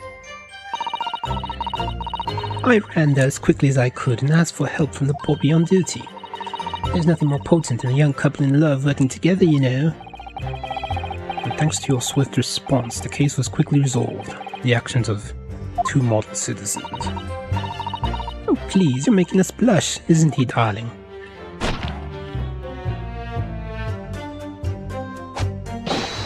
Yes, sir. What Patricia said, sir. Let's move on, shall we?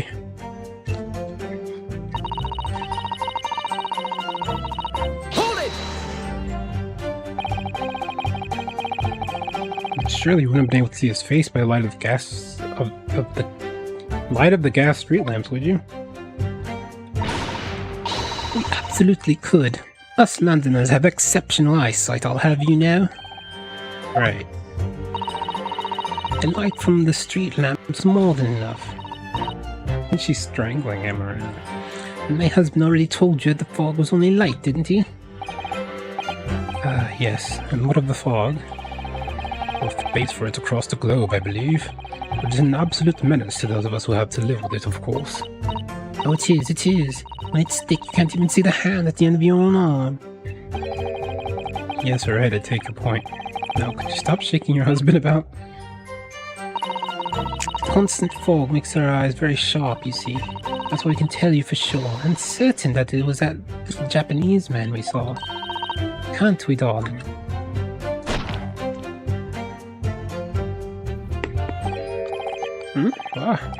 Yes. was the accuser, no mistake. The mustache, the hunchback, the cat-like eyes, the taut mouth, the snub, no, it's unmistakable, sir. As far as any discussable testimony is concerned, there can't be any question. This was Seki-san they saw running away from the scene of the crime. So that's it, is it? That's your entire testimony? What do you think, Mr. Naruhodo? Well, I have to admit it, but on hearing the testimony, it really does seem as though Mr. and Mrs. Beat saw what they say they saw. Mr. Natsume running away from the scene on Briar Road that day. Yes, I feel the same. So if that's true, where does it leave us? The members of the jury are sure to call for a guilty verdict after this testimony. Oh no, what do we do? Kazuma-sama were here. What are you trying to say? I think he would try to find a contradiction somewhere else within their testimony. What do you mean somewhere else? The statement about seeing Mr. Natsume is unequivocal. Calling that into question won't help. But if you could identify some other parts of the testimony which appears to contradict the facts, you might be able to discredit them to make the jury doubt that the pair's memory of the day is accurate. Oh, right. Put simply, we must focus on finding a discrepancy in these statements somewhere. If we don't, I'm afraid the trial may reach an early and unfavourable conclusion. Ugh, why do I always seem to be so up against it? Mr. Lawyer, sir, can I ask you something? Oh, yes, of course, what is it? You keep asking us all these questions about everything we told you, so... Seems like you don't believe our testimony. Is that right, is it? Well, out with it. What? No. Oh no, it's really not that at all. My husband's a policeman, remember? And I know that I saw... I remember every last detail. Everything, like... Oh, I know. What about the books the man dropped? I could tell you the names of every single one, I could. Every single one. And you dare to question how reliable my testimony is? That will do, Mrs. Beat. No, it won't do at all. That Japanese lawyer has no idea what I'm capable of. Even if I decide to forgive him for insulting us, don't think for a minute that Rowley will. I really didn't mean to cause offense. Please put your husband's fist down. Perhaps you would like the opportunity to supplement your testimony, Mrs. Beat. Might that appease you? Oh, thank you, my lord. That would settle things nicely. Wouldn't it, darling?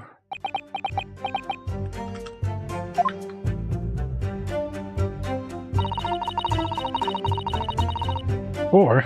Hold it! Yes, we know there were books dropped at the scene of the crime, as you say.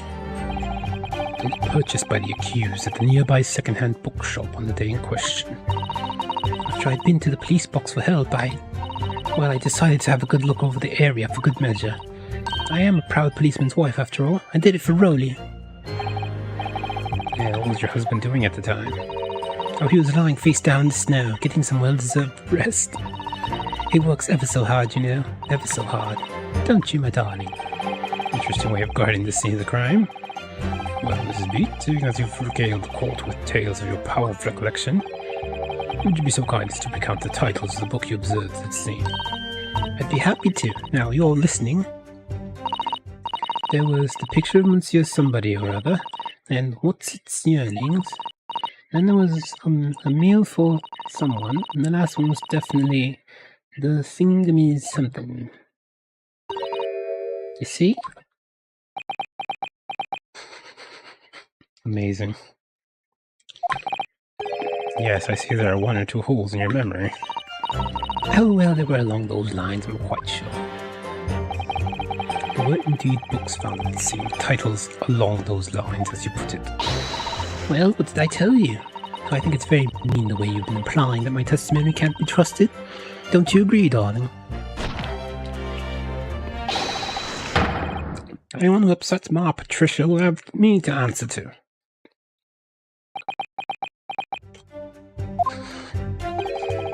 Terrifying. Yes, she really is. That's it, is it? Okay.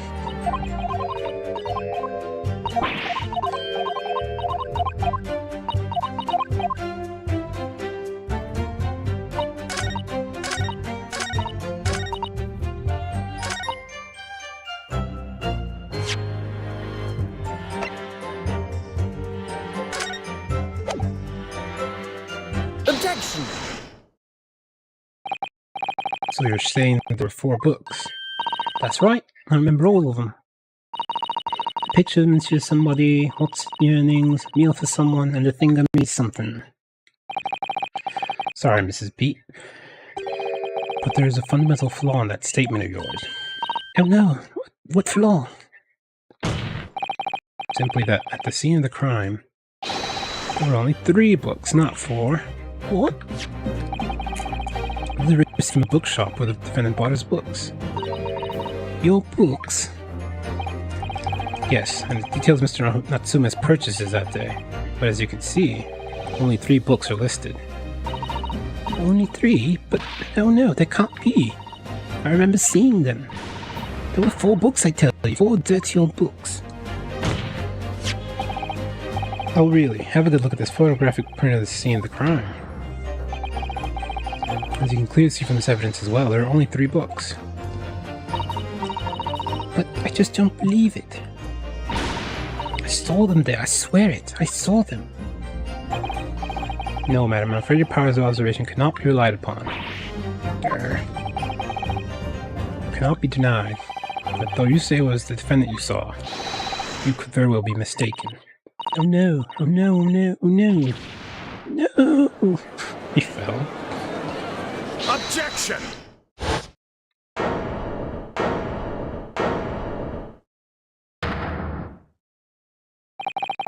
It's plainly evident that it is your powers of deduction that cannot be relied upon, my learned Nipponese friend. What? What cannot be denied is that these 2 witnesses saw the accused running from the scene. A fact that you know very well you have no hope of disproving.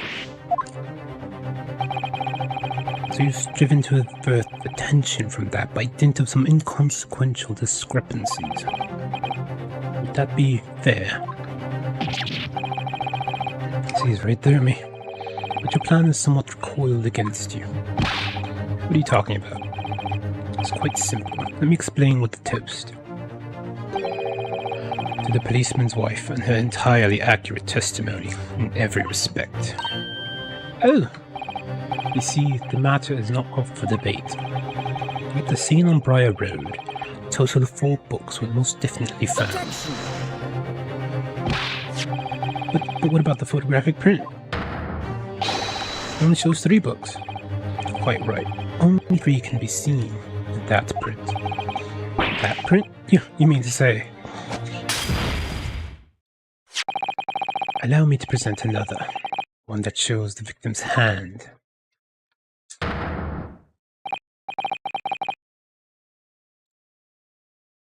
Lion's Pride? Wait.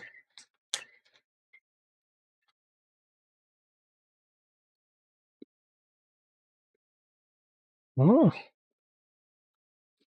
That's the guy's favorite book. It's the 4th book.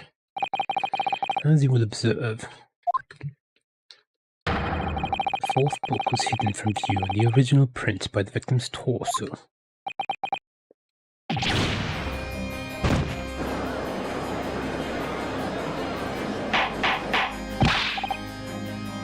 Order! Order! There, you see? Look at that, look! Yes. It's just like I said, isn't it, my darling? Yes, sir! Patricia's always right, sir. Let us study the receipts for the books purchased by the accused on the day in question. Mrs. Beat, the titles once again, if you please. Oh yes, of course. The picture of Monsieur Somebody or other. The picture of Monsieur Lecourt. What's its yearnings? Canterbury yearnings. A meal for someone. A meal for Gaboriau, in fact. As the court has just heard, the witness remembers the book titles flawlessly, save for a few minor details. Mrs. Beat's powers of recollection can only be described as exceptional. Did you hear that, Rhodey? The gentleman paid me a compliment. Yes, sir. Flawless, sir. Patricia's flawless. But there are only 3 books on the receipt. When Mrs. Beat mentioned 4. There's nothing surprising about that. Clearly the fourth book is that which is shown in this photographic print. I'm sorry, Counsel, but does that not seem odd? Why should the fourth book be omitted from the receipt? It's not odd at all, my lord.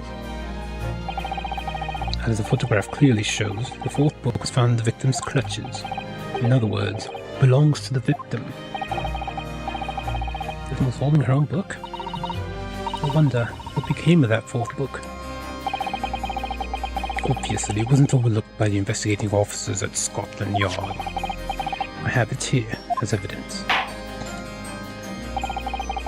We will submit that and the aforementioned photographic print to the court, please, Counselor. My pleasure, my lord.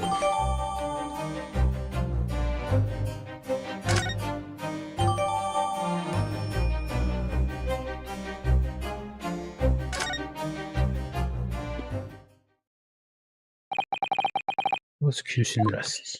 I have nothing further to add. What? You seem surprised, my learned friend, but your resistance until now has been in vain. Entertaining, yes, but futile. The spurious longer route to the accused's lodgings that you try to establish in your summation examination, and the attempted discrediting of the witness's powers of recollection in your cross-examination. Futile? Walked right into this, didn't I? You see, everything we said is true. Right, my darling. Yes, Pat. Marry me, Pat. Already married. So perhaps the ladies and gentlemen of the jury would like to reconsider their positions. Should the court waste any more time on this Nipponese travesty? Or is the decision you have to make all too apparent already? You've heard all the witnesses and seen all the evidence. This trial has run its course. Mr. Naruhodo, I'm afraid we're in a terribly precarious position. I know, but if I fight back in the wrong way now, I could very well just make matters worse. Think, Greenosuke, think. What do you do now? Objection about what? Objection! I'm not done yet. No, my learned friend, it's over. That last cross-examination was your final chance to establish a credible defense, and you failed.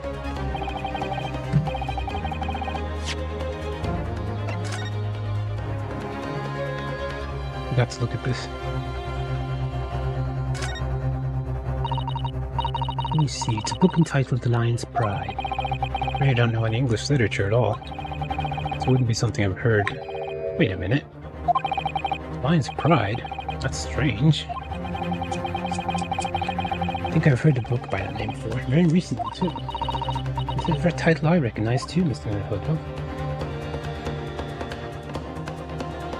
Whoa, it's burned. It is their copy. Oh, look at this. The book has been badly burnt. You're right. The Eagles were able to read it at this state, especially not the latter pages. It's a terrible waste. Judging from the scorched edges of the paper, I think the damage must have occurred very recently.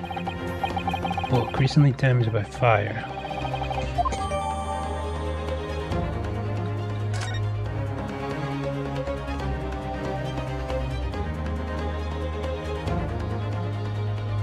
Oh, I have my reason to keep going.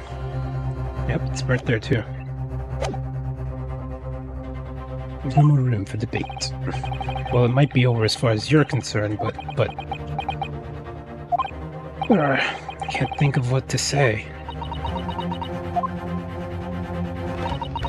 If I may, Lord Van Zeeks, it seems somewhat boorish to close down the debate at this point. Your insignificant little eastern isle must be a lawless hole indeed. For a lowly judicial system to have the audacity to intervene at a moment like this. Oh.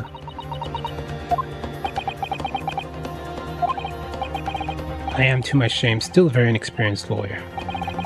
You will have to forgive me, but I consider my assistant's advice essential and her opinions invaluable. Mr. Naruhodo. One of this land's great guiding principles is tolerance, so the court will hear you, madam. Go ahead, Mr. Sato, please. Very well. Pray, what insight can you give us? What have we all overlooked in this matter you see fit to pursue further? Well, the court has been presented with new evidence, but only after the last cross-examination finished. I see. And you believe that this new evidence warrants further examination, do you? Mr. Naruhodo, what do you think? It's just possible that this new evidence might be the decisive proof we've been waiting for. The judge is sure to ask the members of the jury to announce their leanings in a moment. And of course he's sure to ask you to explain what the crucial piece of evidence is and why. So I must take this opportunity to examine the newly presented evidence as thoroughly as possible. Yes, I understand, and thank you, Mr. Sato. This is it. Susato-san's managed to win one last chance here. Can't let it go to waste. Defense wishes to present evidence, my lord. Very well. The defense may present one further piece of evidence. Evidence that apparently offers a profound insight into this case and has hitherto been overlooked. Take that! The evidence in question is what we can see from the newly presented photographic print of the crime scene. The fourth book, found in the victim's hand. We have already discussed the fourth book at length. Other than it being in the victim's grasp at the time of the incident, no significance has been attached to it. Pursuing the matter further would be a flagrant waste of the court's time, as you well know. Yes, I'm afraid, counsel, I must concur with the prosecution on this matter. When I afforded you this opportunity, you led the court to believe that the evidence in question contained a hitherto undiscovered clue. So I must insist that you elaborate, counsel. You identify this clue at once. Do I make myself clear? Oh, yes, my lord. It's Naruhodo. I believe the prosecution is trying to avoid a thorough examination of the evidence, which means we may very well be on the right track. Yes, do you think you might be right? So, counsel, precisely where is the vital clue to this case, which this fourth book conceals? Got it! I would ask the court to observe the back of the book in this question. The back. What do you... Good gracious. It's been burnt to a crisp. We had to ask ourselves, why was the victim clutching what is clearly an unreadable book? It is undeniably an extremely unnatural thing for her to have been doing.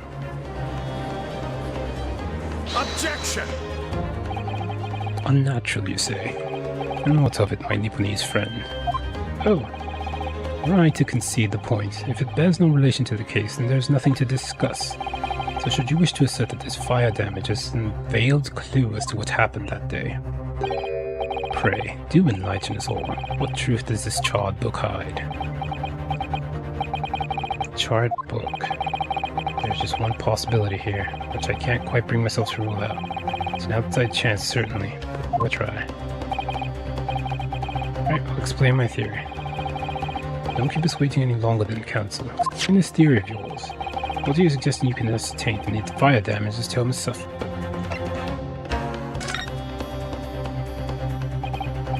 My lord, the burn on the back of this book reveals a startling truth about the book's owner. I beg your pardon. But we already know who the book belongs to. The victim was gripping it in her hand as she fell to the floor, after all. It's obviously hers. The question of how this book came to be in the victim's hand is yet to be answered. However, as to the question of who the book really belongs to and where it originated, the defense has very credible answers. Good gracious, how could you possibly? Very well, I'll play along with this futile attempt to delay your inevitable demise. But do remember, the members of the jury may well burn you if your little gamble goes awry. Counsel, the defense's response here is very likely to influence the final outcome of this trial. Tell the court who you claim is the owner of this burnt book. Take that! The answer is that the book belongs to the couple who owns the house where the defendant has his lodgings. certain Mr. and Mrs. Garrideb, the landlords. Whether this is some extraordinary coincidence or some kind of fate at work, I don't know, but of all the people in London, one of the 6 chosen for this jury duty's courtroom today is none other than Miss Garrideb herself. Oh my goodness. Me? I think you must be mistaken, sir. I'm not Mr. Garrideb's wife, I'm his maid. Things would be so much easier if you would drop the pretense. Alright then, how about a simple question for you? Have you ever seen this book in Mr. Garrideb's house? I would never presume to know all the books he keeps, sir. Objection! This is outlandish behavior. This woman is the accused landlady, you say. You implicate this hard-working member of the public to besmirch her without a shred of evidence. Your actions are unforgivable.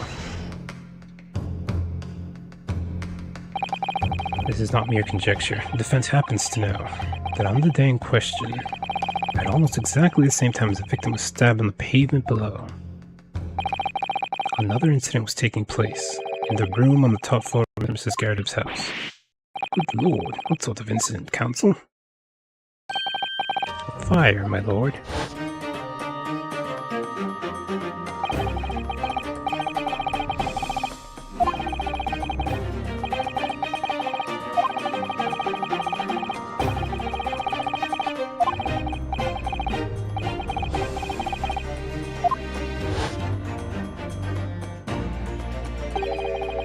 The Lion's Pride. By Jove, the very same title as the subject of this debate. Oh dear me. Objection! Mrs. Risible? All you've told the court is that a book by the same name was involved in the fire, in which case it would be reasonable to assume that it was burnt to ashes.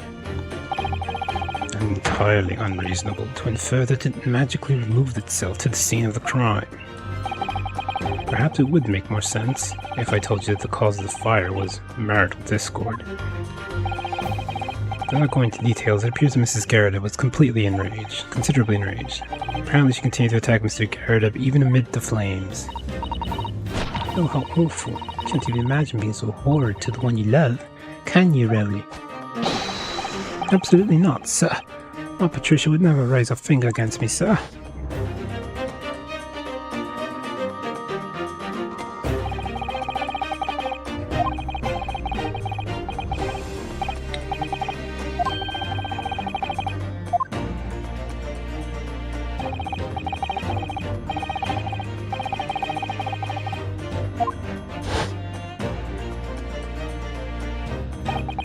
The man had his back up against the window, and he had burning books thrown at him.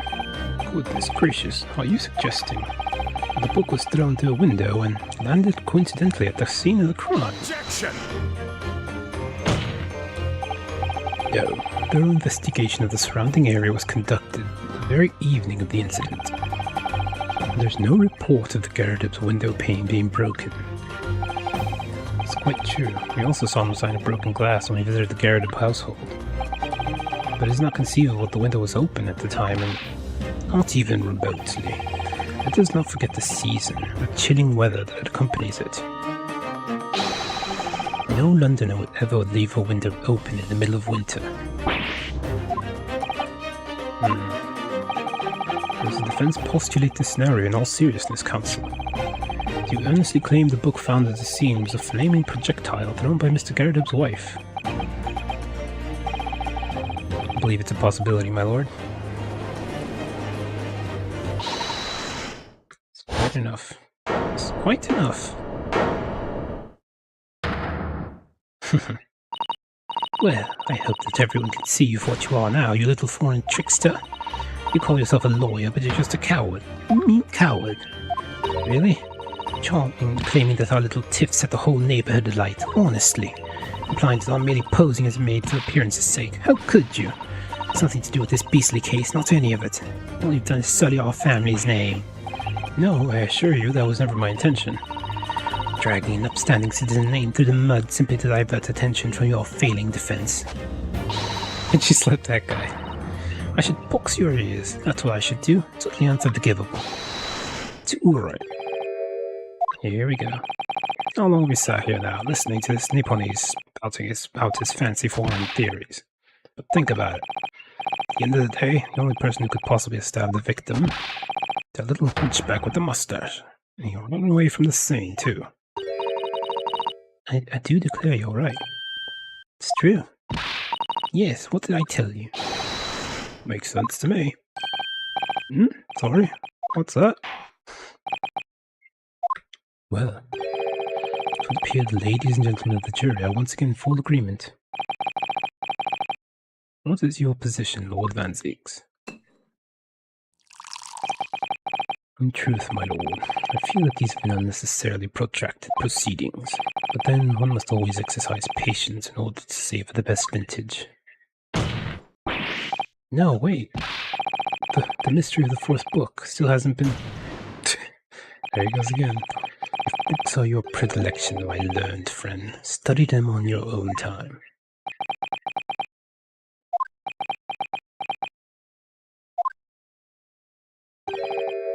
What? Don't forgive the discourtesy this time? In that case, ladies and gentlemen of the jury, you will now state your individual decisions regarding the defendant's culpability for the court to hear. Again. Guilty. Guilty. Guilty. Guilty. Guilty. Oh my god. Again with this.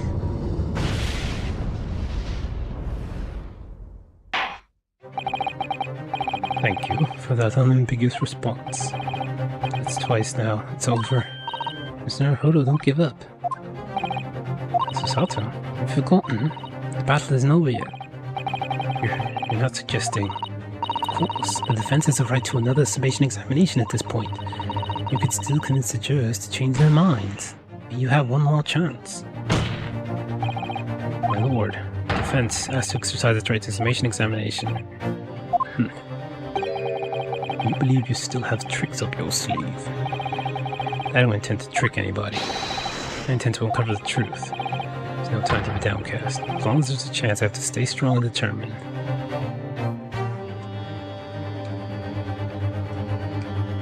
Oof. Okay, give me a sec. I'm gonna take a little break now.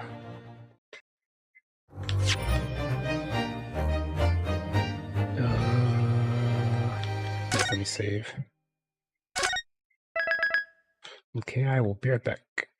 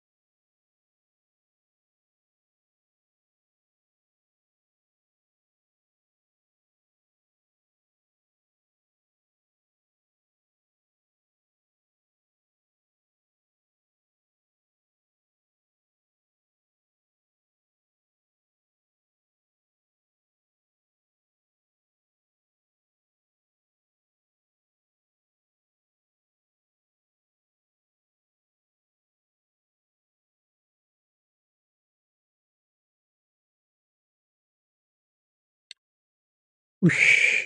Oh, whoops. Let me take care of that. Okay, let's go.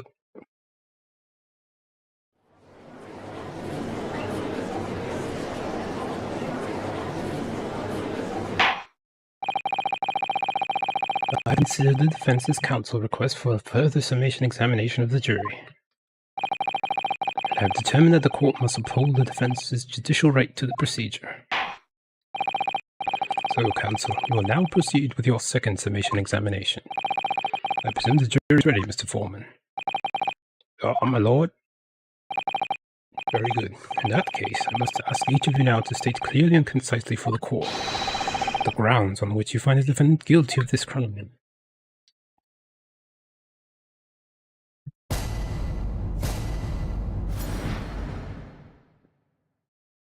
The accused left behind evidence on the scene, didn't he? Those 3 books of his. If there was some novel or alternative explanation about how the victim was stabbed, I might reconsider. Even if the woman was throwing books, it can't be related to this crime if the window's closed, can it? Dearie me, it was only a little book, hardly life-threatening, even with a direct hit. Look, I just want to get this over with. If I don't bring home some pay tonight, I'll be in a tidy bit of trouble. Come to think of it, we had a fire at home a while ago. Gave me the sneezes. Yes, considerably more tangible arguments from all members of the jury this time around, it seems. With one notable exception, of course. My learned student friend was unable to find fault in the previous witness testimony. So the court must accept the fact that it was indeed the accused seen fleeing from the scene.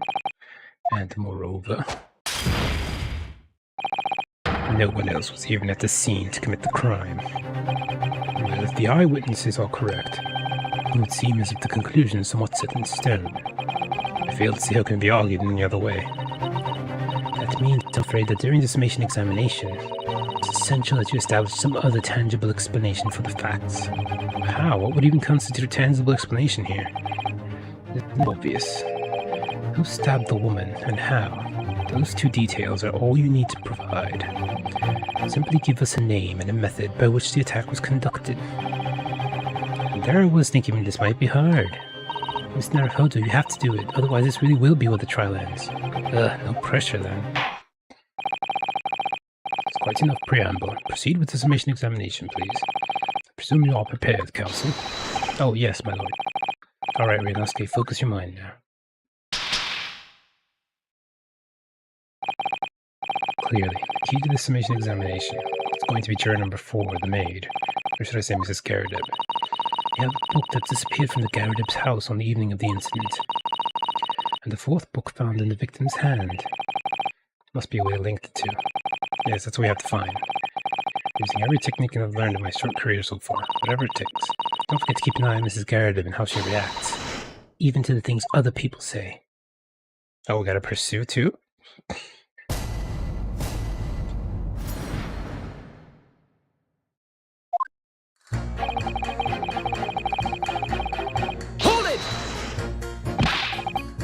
But, as we now know, there were 4 books, not 3. Well, what difference does it make?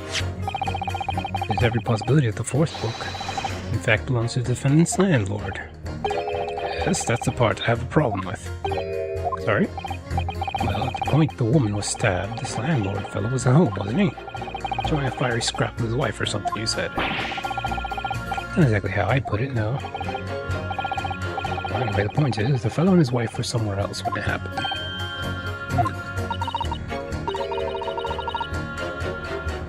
That's what you call a strong alibi. So it couldn't have been the landlord who did it. Which one leaves the Nipponese fellow? So I can't see where all this palaver's about. It's a done deal, isn't it? I suppose it is, since I have nothing witty left to say. Hold it! So you might be willing to change your decision, you mean? Oh my, such delight in your face. I'm afraid I won't be swayed by emotion. Despite what you may think of me, I am a very modern, metropolitan, and rational woman. That's great. If one reads the morning papers, it's all forgotten by tea time, isn't it? So why read them in the first place? You see? Modern, metropolitan, and rational thinking, wouldn't you say? Not at all extreme.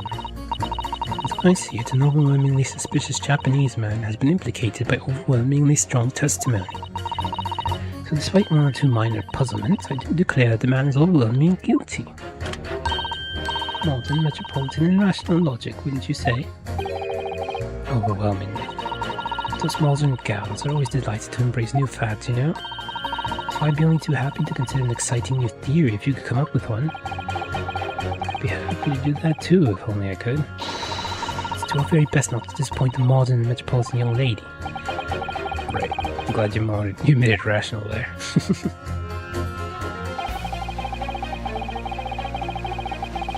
Hold it! What about the possibility that the window was open? What about it? I mean, there's just no way it could have been. How can you be so sure? The prosecutor fellow over there says earlier, didn't he? Winters in London are no joke. You don't want to invite that sort of cold indoors. So no, that window wasn't open. Us Londoners like sitting by the fire and staying warm, see? But you couldn't categorically state that the window wasn't open, could you? It just wasn't. They wouldn't have opened it. Then what's the point of even having windows, huh? Counsel, you will kindly refrain from childish bickering. Oh, sorry. Somehow I need to show there's an undeniable possibility the window was open. Because this young man isn't going to budge otherwise. Hold it! But the little book was on fire at the time, was it not? With flames of love, I'll have you know. There's really no such thing as loving incendiary bomb. Well, he brought it upon himself. It's playing with fire to betray a fiery love, isn't it? Well, don't you agree? Oh, well, any kind of betrayal is certainly a bad thing, yes? But I think the argument might have arisen out of your misunderstanding, scared him. Never you mind that. The point is, we were just having a jovial little dispute, nothing more. And I won't have any more of these suggestions that it was anything whatsoever to do with this crime. Right, we'll see about that. What about juror number 5? He doesn't seem to be turning hair, Mrs. Garrett is relentless onslaughts. It's almost as though he's used to it. What a gentle soul he is. His own wife does that to him, does she? Hold it! You just want to get this over with? How can you sit there and say something like that? The man's future's at stake here. Well, he and me both, then, like I said before. What? Told you already, I'm a day laborer, ain't I? I don't bring home some reddies with me tonight. You'll find me floating face down the Thames tomorrow morning. What? You heard me. My missus didn't want to mess about, you know. She can be fierce, believe you me.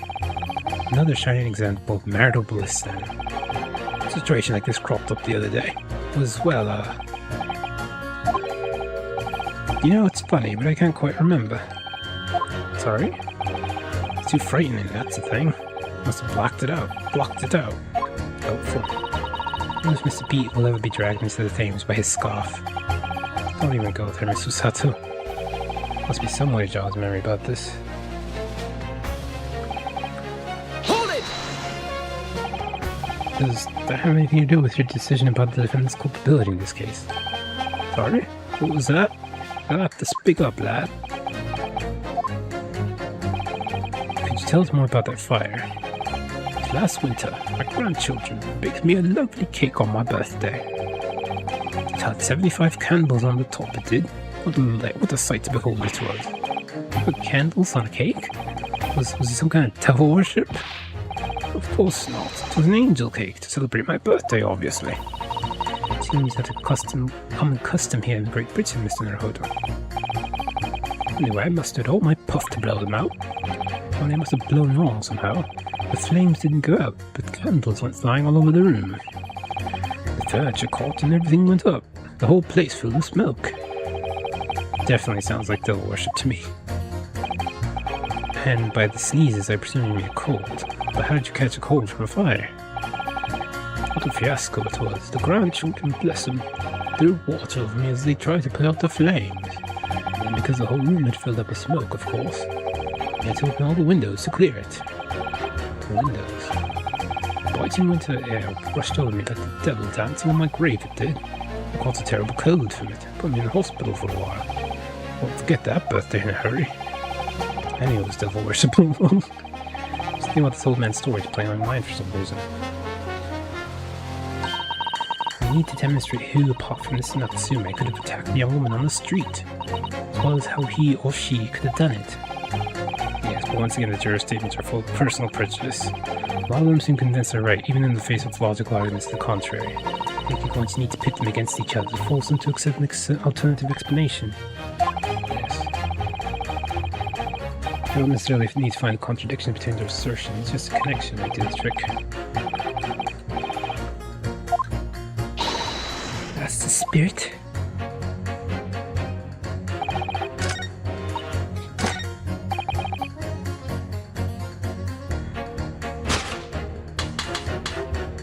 Objection! Oh, exactly, counsel. Don't point at me again. I told you it wasn't me.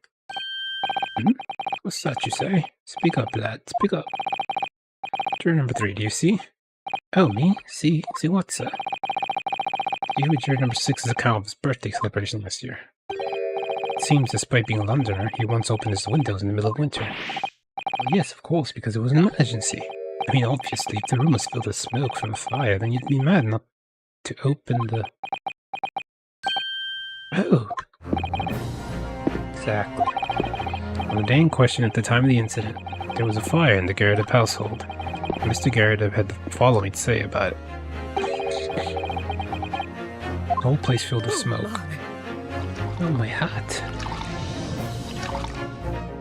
Excuse me! Juror number 4, do you have something to say about that? Just pouring herself and drinking tea repeatedly. Miss Garrett. Oh, dearie me. What is the meaning of this? How dare you imply that I'm hiding who I really am? It's imperative you can confirm something for the court. So please, it's time to drop the pretense now. What is it? When the fire started in your house that day, did you or your husband open the window? What? I beg your pardon? What are you insinuating? The room would have been thick with smoke after the carpet and bookcase caught fire as it did. In a situation like that, it's inconceivable that you wouldn't have opened the window. And what if you did? Oh, all right then. Yes, you're right. My husband was frantically trying to open the window, which can't have been easy since I continued to give him a justly deserved book battering. Even though your house was on fire? You never stop throwing until the anger subsides. It'd be terribly bad for the nerves to do otherwise. Of course, I should have realized. That's a significant step forward, Mr. Naruhodo. You managed to establish that the window was open. You simply must have added to Mrs. Garrett's formal statement. Oh.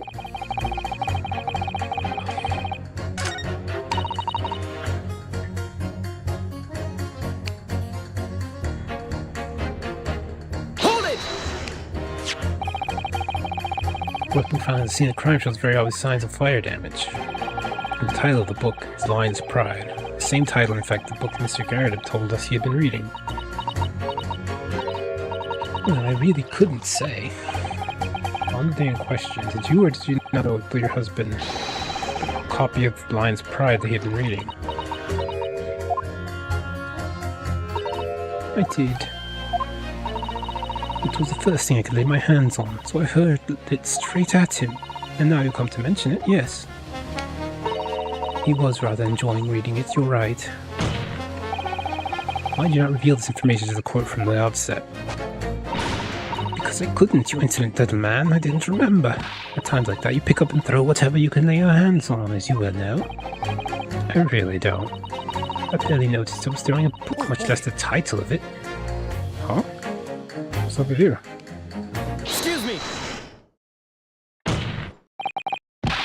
What is it, juror number 5? You know something? I remember what it was. That memory I blocked out. Ah, I was listening to what this granny was saying. Brought it all flooding back. What are you calling a granny, you cheeky devil? I'm Mrs. Garrett or the maid, I'll have you know. The man doesn't even flinch. Please tell me it's not because he's so used to being hit all the time. It was about 2 weeks ago now. Just got home after work, like. Put my hand in my pocket for the wages I just earned that day, and I nearly died. It was a hole. Every last penny had dropped out. Oh dear, what a disaster. I haven't heard the half of it, boy. My wife was cutting up some chicken at the time. I could hardly get the words out, but I told her straight. I've lost a day's wages, love. Next thing I knew, the blade was whistling past me ear. Stuck into the wall next to me, it did, about an inch deep. No words, just terror. I smell it then, you know, the god-awful stench of the Thames. I was sure I was going to end up face down the muddy banks that night, I can tell you. Now, that's a real disaster, isn't it? I'll never use the word lightly again. Anyway, the point I'm trying to make is this. When women lose their rag, they'll throw anything at you. Knives, hatchets, hammers, you name it. Snare Hodder, you mustn't think that all women are so short-tempered and unrefined. Oh no, I wasn't thinking that. Throwing household objects at people is so uncivilized. At least attack with honor, using the bow, I like. What? Attack? Who are you gonna attack? Never mind. Anyway, this man's words could be rather significant, I think. Alright, I'll come back to the bow and arrow thing later, if I dare. Hold it! Your wife really threw a kitchen knife at you. That's right, she was chopping meat with it. Had a tiny edge on it, believe me. Still, it's all memories, isn't it? Started with that smile she threw at me when we were courting. Since then, the list of things she's thrown at me has grown along with our relationship. There was a cup, and a glass, and a pot, a kettle, a chair, a wardrobe, a cooker, a bathtub. My wife must be even beefier than you. Things came to a head last week when she threw me right into the Thames. Still, she's not so bad when she's calmed down. She's a little sweetheart, really. I'm so happy for you. I don't know what I think. I think this whole idea of ladies first that we're so obsessed with in this country was thought up by some clever lads who'd been tossed in the Thames a few too many times by their wives. That's a very interesting theory. What a terrible thought. On the face of it, this juror's statement just sounds like a real extreme anecdote. Yeah, his wife threw a bathtub at him. It might be an extremely powerful weapon. Weapon might be used to make... Yeah, I know where you're going with here. Connecting you with you. Objection! Those two statements clearly have a deeply significant connection. Good grief, you mean they don't contradict each other? Explain, counsel, at once. Juror number 2, you really think perhaps that this could be one such novel alternative? Oh my, whatever do you mean? An alternative explanation as to how the victim was stabbed in the back. What are you talking about? It demonstrated the 4th book, The Lion's Pride, that was found at the scene of the crime, originated in Mr. Garridub's room at the top floor of his house. Therefore, it's equally possible that some other object besides the book could have found its way from the Garridub household to the street below. Hey, what's that now? After all, Mrs. Garridub could have thrown any number of different objects at her husband. Isn't that right, juror number 4? What are you insinuating now, you little beanpole? I'm beginning to think that ever since the true origins of this book came to light, perhaps she's had a feeling this might be what happened. Now you listen here, you Eastern Gala. As the foreman of this jury, I demand a straight answer. You give us some yarn about some other object making its way out of the house, but what? What was it? Really taking a big gamble here. That was a bold accusation to make, but I haven't any real evidence to back it up. But I'm certain, at the very least, this warrants further investigation. Alright, Mr. Foreman, I'll try to explain the defense's theory. The other object on its way from the Garridub household to the scene of the crime was knife. A knife! Juror 4, Mrs. Garridub. What now? I must apologize in advance for this, but I need you to confirm something else for the court. This knife. Have you ever seen this knife before? Oh, good Lord, counsel, what on earth are you doing? That's the weapon that was lodged in the victim's back, man.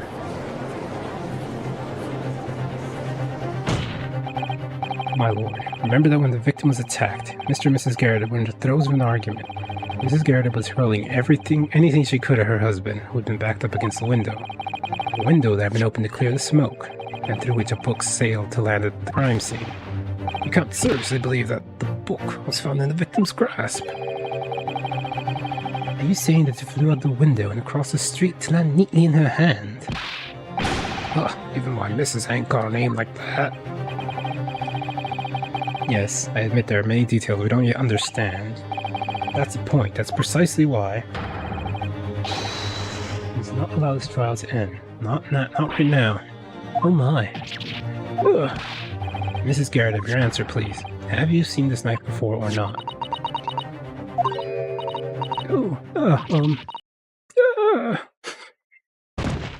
Oh, she collapsed?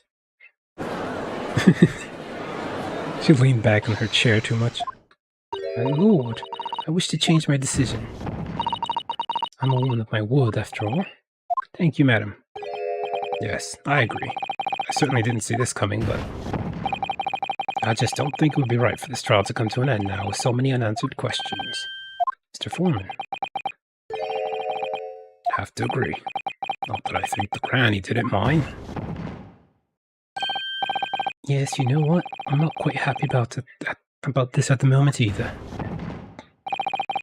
All together now, ladies and gents. Yay! 4 at once. Awesome. We did it! Oh, congratulations, Miss Naruhodo. So as a result of the defense's summation examination, a member of jurors' leanings have changed. 2 jurors called guilty against 4 now calling innocent. Accordingly, the opinion of this court is divided, and this trial will continue. Oh boy. All that just to keep the trial going.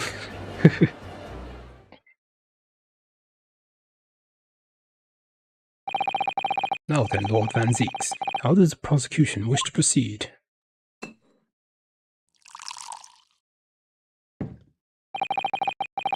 This trial is rapidly descending into a farce.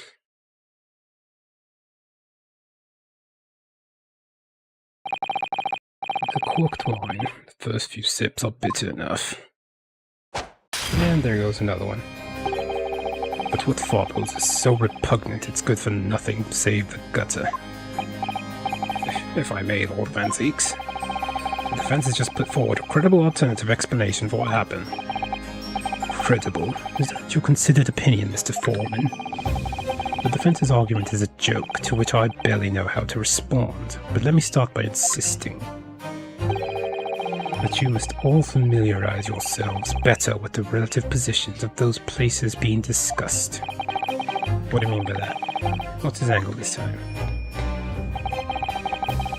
It should already be more than apparent that between the crime scene and the Garrett household runs a rather wide street, Briar Road. Which means that the distance from the Garrett's house to this scene is some, 15 yards. Let me see, 15 yards. That's around 14 meters. 14 meters? Oh, that's a little farther than I'd imagine. And, as you ladies and gentlemen of the jury rightly noted as having portentous significance, the 4th book was in the victim's clutches. In other words, the smouldering book wantonly hurled by the lady of the house travelled some 15 yards to land on the opposite side of the road, neatly between the collapsed victim's fingers and thumb. Is that your final conclusion, my learned and deluded friend? And did the jackknife follow a near identical trajectory to plunge into the middle of the victim's back? This fantasy is somewhat stretching the notion of having a bad day for the victim, I think. Even those pathetic serialized detective stories have more believable plots.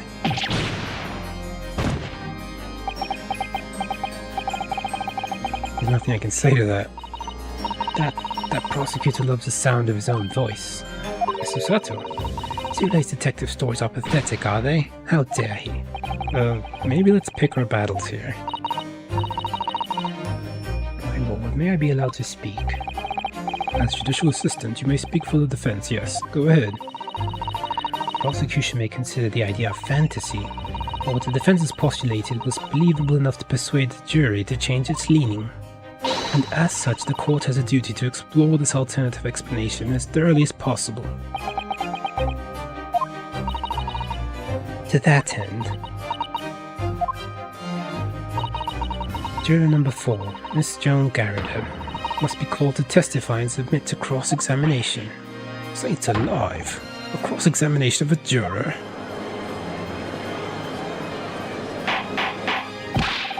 Order! Order! Order! Well, this is really irregular. It is unprecedented for the member of the jury to be summoned to the witness stand.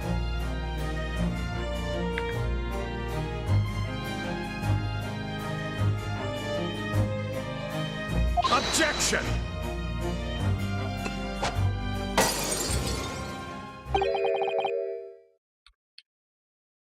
And unnecessary. Lord Van Zeeks. There are already witnesses in the stand whose testimony the defense may further cross-examine. If my learned friend's farcical theory has any truth in it, then both a burning book and a jackknife must have flown to the sky before this couple's eyes. They must assume they would be able to testify accordingly. What say you, witnesses?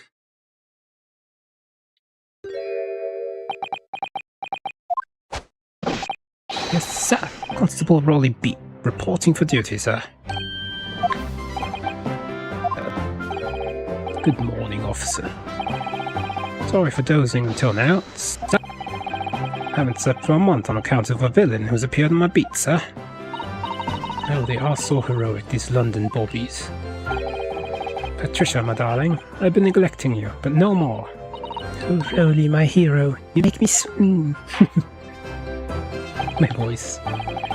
Very well, I hereby reject the defense's request. Oh. And order the witness in the stand to testify again. State forthwith before the court any details pertaining to the defense's alternative explanation of events. Yes, sir.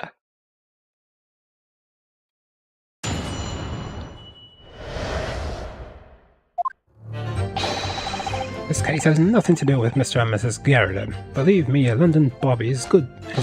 Is what? Sorry. Is good for his word. You see, sir, the windows on the top floor of the Garrido house are top-hinged casements. Obviously, if anything had been thrown out of the window, we would have seen it. I did leave the scene to go and fetch help, but my trusty Rowley was there to make sure nothing was disturbed. I didn't take my eye off the crime scene for one moment, sir. Nothing strange to report on that front, sir. Well, this is quite startling. Pinched casement windows. That detail was not in the police report, Constable. Ah, yes, I'm sorry about that. I must have been a little drowsy. You cannot excuse your sins with drowsiness every time, Constable. No, sir. Sorry, but what exactly is a top-hinged casement window? And you cannot excuse your ignorance of such trite remarks, my learned friend. Of course, sorry. I found it, Miss Naruhodo. Cast your mind back to the windows of Mr. and Mrs. Garrido's room. Alright, try. So the window opens in order to allow the air to circulate inside the house. But as the top-hinged casement window swings open along the upper edge, you see. I'm glad you've rectified your ignorance. Casement window's most prominent feature is its A, a metal bar which prevents the window from being opened beyond a certain amount. It prevents its opening? This is all news to me. Absolutely correct, sir. In other words, if a book or knife were to have been thrown through the open window, it would have clattered against the pane and fallen straight down to the pavement below. No. You see the problem then. Good. Your education in windows is complete. There was never any possibility of either the book or the knife traveling 15 yards over the road. That is, unless the window pane had been shattered, something we discounted already. That can't be... Did you see that, Roni? That young Japanese man just collapsed in agony. Oh yes, my darling, I saw it. I saw how he crumpled before me. Oh, Roni, you're so strong. How is this happening? I haven't even started the cross-examination yet, and already my argument's been destroyed. Counsel, if you could drag yourself upright again, the court awaits your cross-examination. My lord. Oh good, another desperate situation.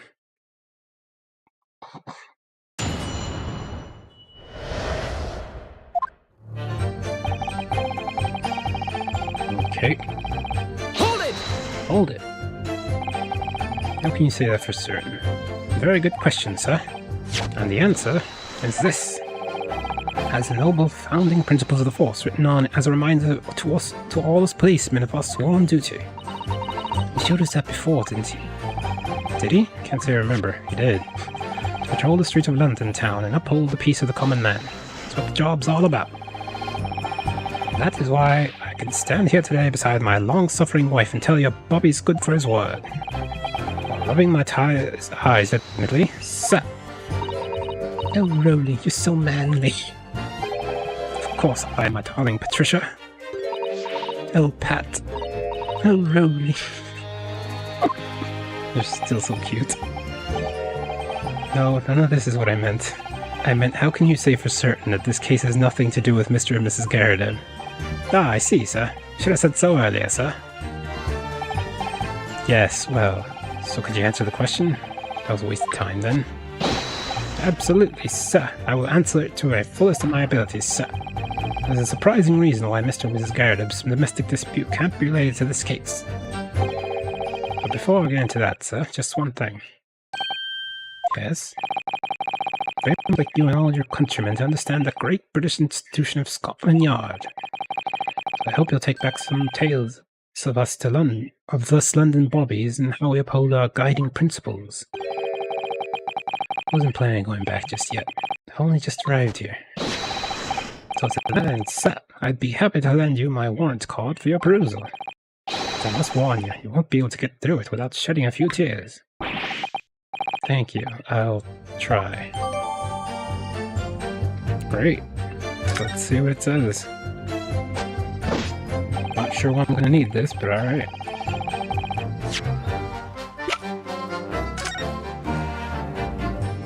Policemen will strive to preserve the peace within his allotted beat. Patrolling officers expect to walk 20 miles around his beat every day for the furtherance of community relations. Wait. Principles of police. Metropolitan Police Regulations. Any crimes fall under the jurisdiction of the beat in which they are discovered. When crimes discovered on his beat, a policeman must assist with initial investigations and help detectives.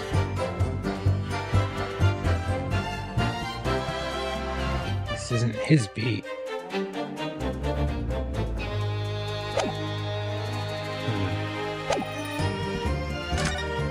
Whoops. Hold it! Which you mean they don't open fully, is that correct? Yes, sir. They're just there to allow a little bit of air through the house, you see. So they're restricted as to how much they open.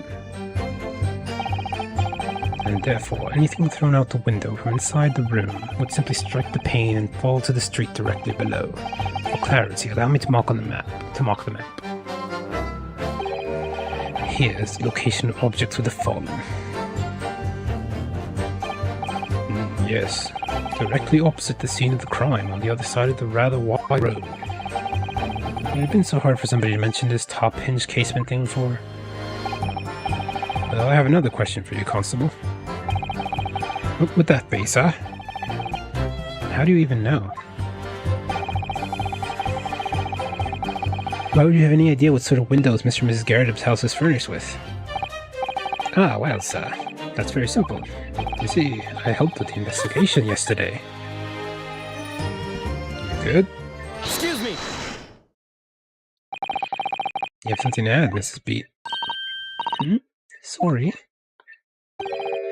You look, well, delighted. There's some particular reason for that? Oh, I was just remembering. That's all. We really were so lucky. Lucky? What do you mean? Well, of course I feel terrible for the poor woman who was attacked. Don't misunderstand me, please. We were just so lucky it didn't happen on Rolly's beat. It was so close, you see. Oh, I hadn't realized.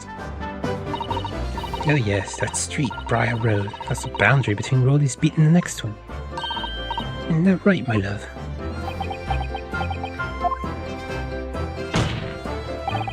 Constable Beat. Oh, yes, that's right. That's the reason I was helping out with the interviewing the occupants of the Garrett household yesterday. The house is on my beat, you see, sir. That really was cutting it close then. Constable, I wonder if you could clarify something. If the Garrett household is on your beat, does that mean that the pavement next to it is as well? Outside Mr. Garrett's house? Yes, ma'am. The pavement on that side of the road is part of my beat. See, I was unaware of that. Just think, if the woman had been attacked just on the other side of Briar Road, we would never been able to go for that meal to celebrate our wedding anniversary. But that's the life of a Bobby, after all. Extraordinary people are Bobbies, tirelessly working for the benefits of all Londoners. Do you know what I think? I think it was for the good Lord's way of rewarding my Rolly for all his hard work. Don't you think so, my darling? That must be it, Pat, my love. That must be it. I think perhaps we should make sure we have that information officially on record. Leave it to me, Mr. Naruhodo. I'll take care of it immediately. Just outside Constable Beat's beat. Now it's my turn, I think. Hold it! But according to my notes here, the sun had gone down already and was dark. Oh, but Rolly and I were strolling along, gazing at the night sky and looking for our lucky star. Sorry? The star that will guide us to eternal happiness. Can't it guide you to answer the question? The flaming book had cut across the sky in front of us. It would have lit up like a shooting star. And if I'd seen a shooting star, I would have made a wish upon it. Let Rolly be an inspector, I would have said. 3 times at least.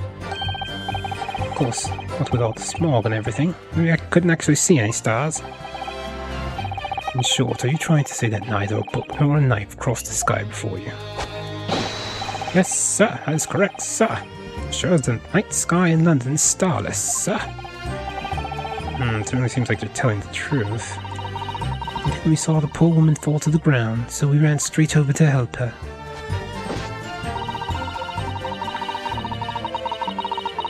Hold it! Yes, you said that you went to a nearby police box to fetch another officer, is that right? That's right, yes. If I had been on Rolly's beat, I would have known exactly where I was going, of course. Don't feel bad, my love. You can't be expected to know the location of every police box on every beat. They already told me the way, only I sort of got a little lost on the way. Patricia, my darling, that's why I love you. Your terrible sense of direction is bewitching to me. What?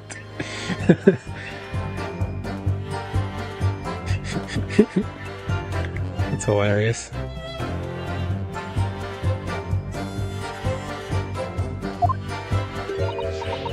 Oh, Pat. Oh, Rolly. Oh, please.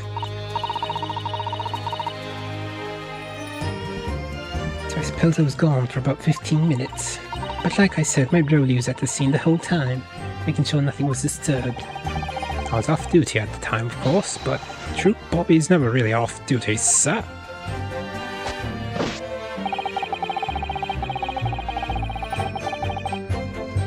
Hold it! Nothing to report. That's correct, sir. Had my eyes wide open the entire time. Never looked away for a second. No one else approached the scene, and nothing was removed from it. I can swear that on the yard's honor, sir. Really, that seems a little strange.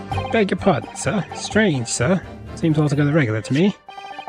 This burnt copy of the Lion's Pride was originally in the guarded household, so the question remains, how did it find its way into the hands of the victim? Can you shed any light on that, seeing as you were at the scene of the crime the entire time? Aha! Could it be a different copy, sir? One that just happened to be burnt as well? Even if that were possible, why would the victim have been gripping a book like that in her hand? As you can see from this photographic print, she had a bag over her shoulder. Well, sir, that book was in the lady's hand from the moment we arrived at the scene. Is that so? Something about this statement is not sitting right with me. Two mysteries of how that knife ended up in her back and how that book ended up in her hand. There must be some common thread between them.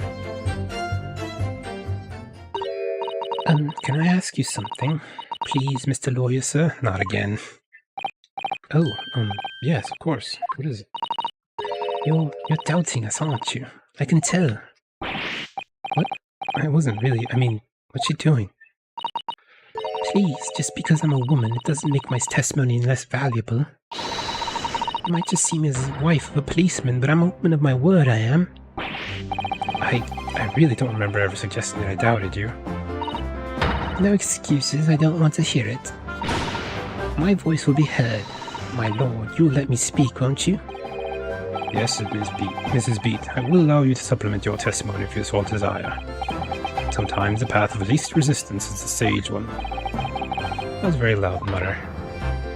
I heard that. That Japanese man thinks a policeman's wife's word counts for nothing, does he? Well, watch out, sir. I might let you get away with something like that, but my Rowley won't. Duly noted, Mrs. Beat. Please, I humbly ask you to continue. What could she possibly be about to say, I wonder? I know what I saw. My eyes never let me down. My sense of direction is a little off sometimes, though. Mrs. Beat, nobody's questioning what you've told us. I saw it, I did. That evening I saw it clearly. That little Eastern man with the whiskers and the funny curved back slinking away from the scene. And I know what I didn't see as well. I didn't see any flaming books or knives flying through the sky. All very clear. You also mentioned something about having a poor sense of direction? Oh, yes, well, that's a little embarrassing, really.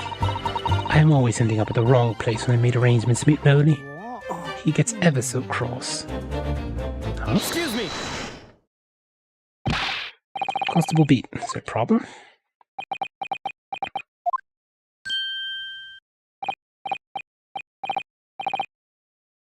Hey, oh no, sir. No problem, sir. Your wife's remark just now brings something to mind, perhaps. Well, in a way, sir, yes, sir. I was just remembering the same thing happened that evening's all. You mean Mrs. Beat lost her way on the night of the incident? Now you see, I sent her off to find a police box and the next beat over from mine. But she was gone a fair bit longer than I was expecting. Thought she'd be back inside 10 minutes.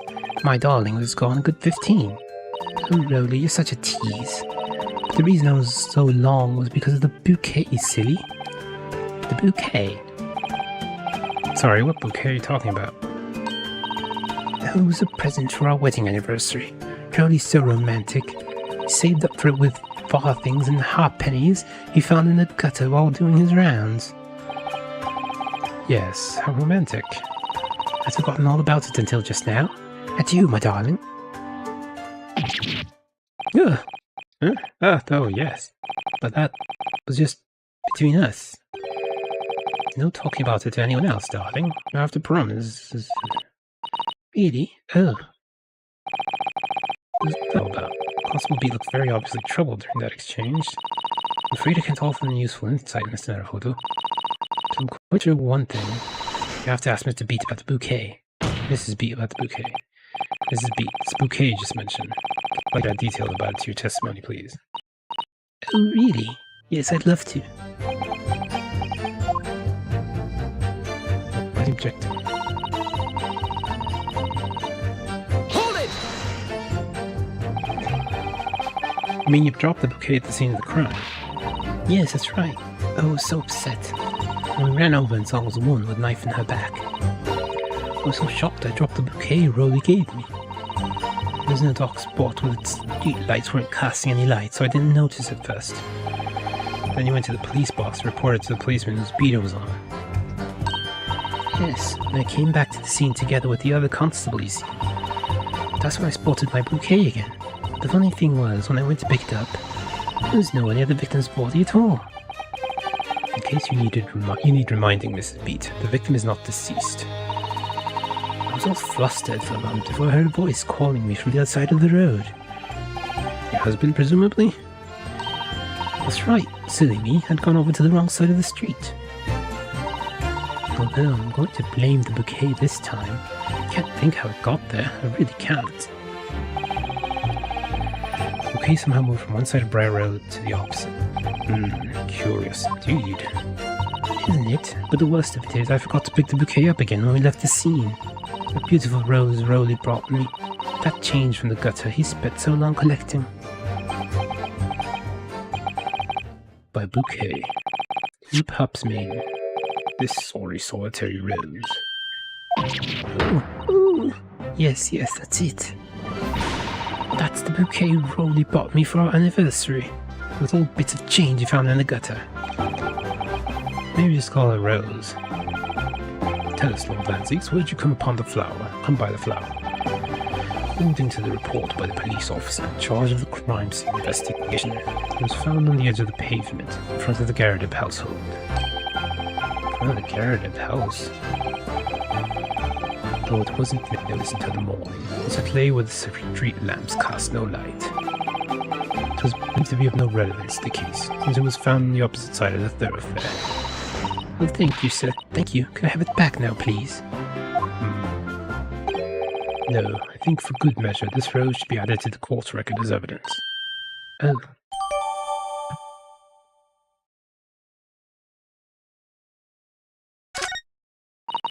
But it's a symbol of our love. I want it back after the trial, you hear me? I want it back. Grief, rest assured, I shall do my very best not to forget, Mrs. Beat.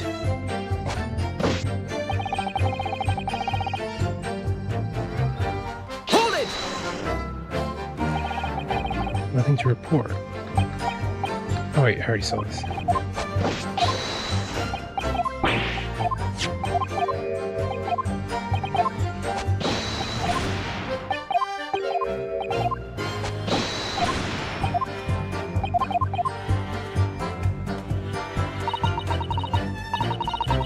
Mr. what do you make of all this? Yes, the whole idea of an invisible attacker has been troubling me all along, but I really am starting to get a picture of what really happened there now. The fourth book that had no business being at the scene of the crime made me sure that Mrs. Garrideb was hiding something from us. But it's becoming increasingly clear that someone else has been hiding something from us as well. I think I'm here to be armed with everything I need to strike a decisive blow here. This time it's going to expose the whole truth about this mysterious affair.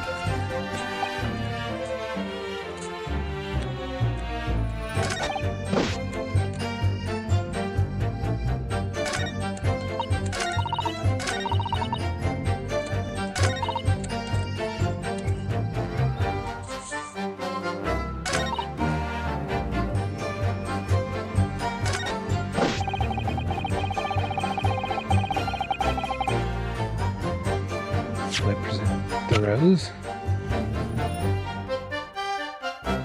Objection! Aha! You claim, Constable Beat, that there was nothing to report in the 15 or so minutes you were guarding the scene. That could be. What do you mean to say? In your testimony just now, Mrs. Beat, you explained to the court that when you arrived back at the scene of the crime with the policeman assigned to that beat, the bouquet you had dropped at the victim's side was no longer anywhere nearby. Objection! Yes, on the opposite side of Briar Road to where the victim was attacked. But considering the size of that meager bouquet, if a single sorry bloom can be so described, no doubt it was blown in the wind across the street, back into the gutter where it belongs. Meager? Objection! But if that were the case, Why did Constable Pete not testify to the fact?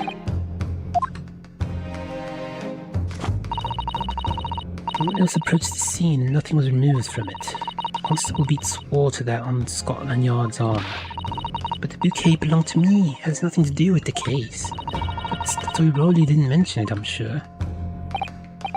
No, because sadly, it's not only your bouquet we're talking about here. More than one thing in this case is mysteriously the wrong way round. What are you talking about? Think about it. Beside Mrs. Beat's bouquet, there's Mr. Garrideb's book. Mr. Garrideb's copy of The Lion's Pride, which was thrown out the window by his wife. Would have struck the pane on the casement window and landed here on the west side of the street. And yet, it was actually found here on the opposite side of the road, in the victim's hand. Meanwhile, according to the testimony we've heard, Mrs. Beat's bouquet should have been dropped here at the scene of the crime on the east side of the street, but in fact, it was actually found here on the opposite side of the road in front of Mr. and Mrs. Garrideb's house. There's no logical explanation for those things, unless somebody deliberately moved them.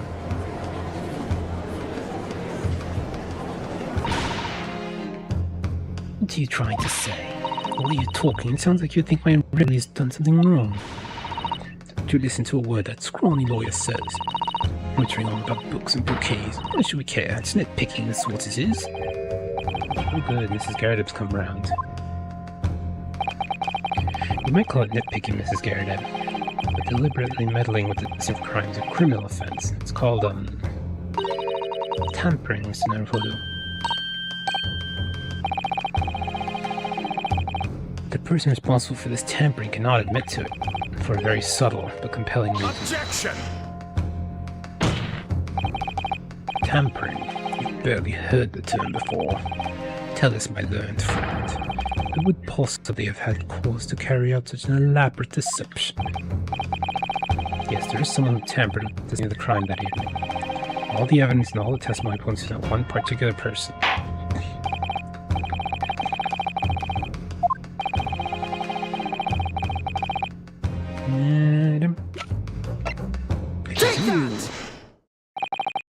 Obviously, there's only one person it could have been.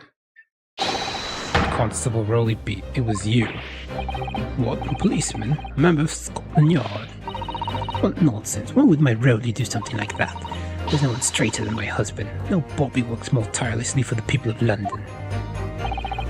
Mrs. Beat, you said in your testimony that your husband asked you to go to a nearby police box to fetch the officer on duty.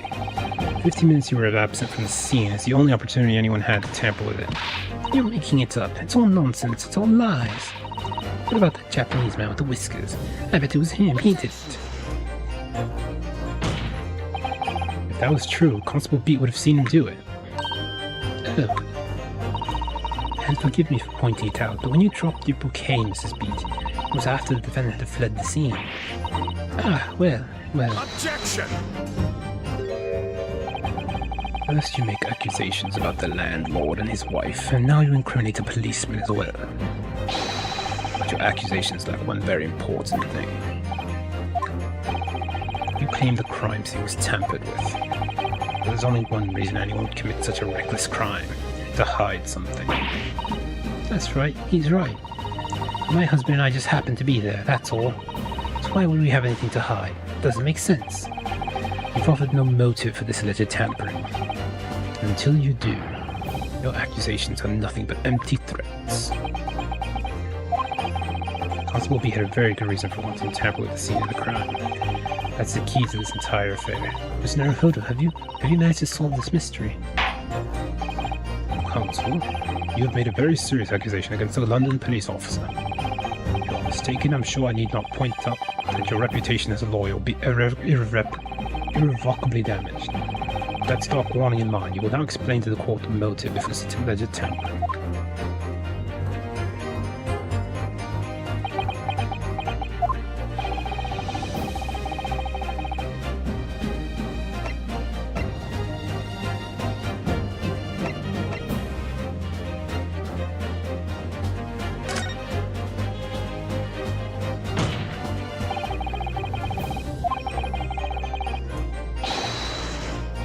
that Bobby tried to cover up at all costs.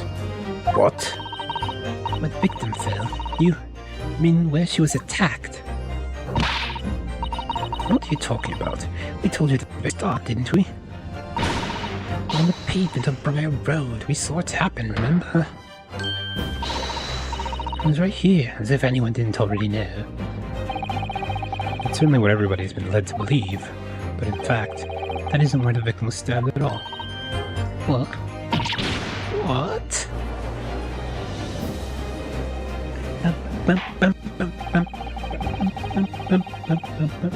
Beginning to wonder where this tumultuous trial will end, Counsel. If that's your assertion, then the court is dying to know, my Nipponese friend. Where are you proposing that the crime actually took place that evening? Take that! But that's on the opposite side of the road. I don't understand. On the evening in question, Mr. Garrett's book fell directly down from the open window above, and your bouquet, Mrs. Beat, never moved at all. What did move was the scene of the crime itself. Good gracious! Objection! Perhaps you haven't been listening to the ample testimony the court has heard. These witnesses both saw the moment the attack took place. That's right, I saw it with my own eyes. It was 5 o'clock in the evening and already dark. There was a typical London fog on the ground. When you saw the incident unfold and ran to the victim's aid, that was actually on the west side of Briar Road. No, that's not true. It can't have been.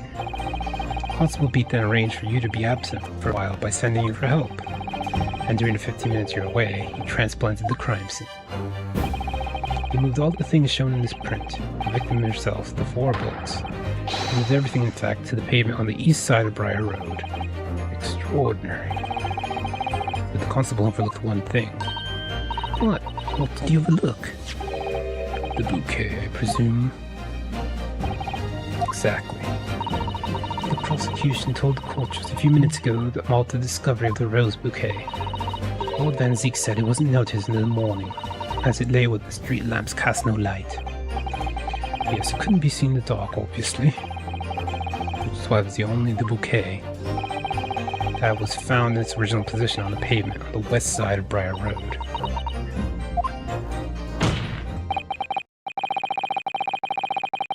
That is the defense's theory about what really happened that evening. How do you respond, Constable Roldy Beat?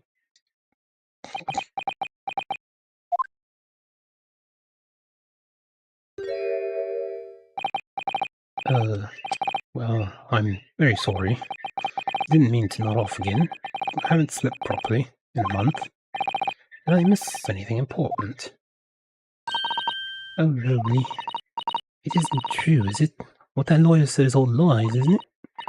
I know it is, because you're the most upstanding, righteous man I know. I had a dream, a terrible dream. All the things I did that night, everything come out, everything exposed. Only it seems it wasn't a dream at all. Oh, good golly. Order, order, order! What on earth is the meaning of all this? Oh, really? Why? Why would you do something like this? Moving a corpse is a criminal offense, isn't it? Wishing the victim dead should be one too. Constable, explain yourself. Why would you do this? Oh yes, she's not dead. As a respected member of Scotland Yard, your duty is to protect the good people of London town. I can't say, sir. What? Really, I'm ever so sorry about all this. For damaging the Yard's reputation, for everything. I have a possible explanation for why on that particular evening, Constable Beat felt compelled to move the scene of the crime. I can think of one reason. What? How could you possibly know? You, a foreigner, presuming to understand the mind of a Scotland Yard policeman. And yet, Lord Van Zeeks, it is this foreigner who has uncovered the startling truth of the matter thus far. I believe it would be beneficial to the court to hear this extraordinary young lawyer's theory. Counsel for the defense, if you please. Yes, my lord. Now then, I think you'd better show us some evidence. At once, my lord. England, Japan, makes no difference where you come from. Human emotions are the same. I think I have a fairly good idea of the feelings behind this man's actions. Take that! I realize I'm a foreigner in this land. I have only just arrived from Japan, which is why all this information about London's so-called bobbies is completely new to me. I've learnt that, though honorable, patrolling the beat is the most demanding work in the world, for example. Keeping the peace, looking after the citizens of this beat in all kinds of ways. There's no doubt that the young bobby is charged with a great deal to do each day, certainly. But for Constable Beat, the day in question was special. Special? Oh. Encounter this bouquet, my lord. Oh, yes. It was our very first wedding anniversary. Constable B has worked so hard to be able to afford a simple gift for his wife. I was so looking forward to taking her out for a celebratory meal. When he and Mrs. Beat stumbled upon a crime along Briar Road.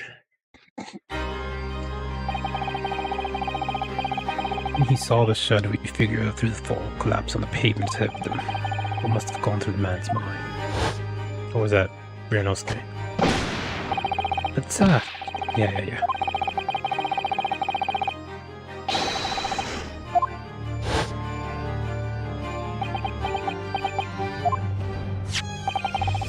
This is the warrant card the constable B offered to lend me earlier. Inside, among the rules for patrolling policemen, it says, when a crime is discovered on his beat, a policeman must assist with initial investigations and help detectives. Aha! Constable B. Is that or is that not the reason why you moved the whole scene of the crime that day? Yes. Everything you said. It's all right. So that's it. It was all to do with the boundary of your beat.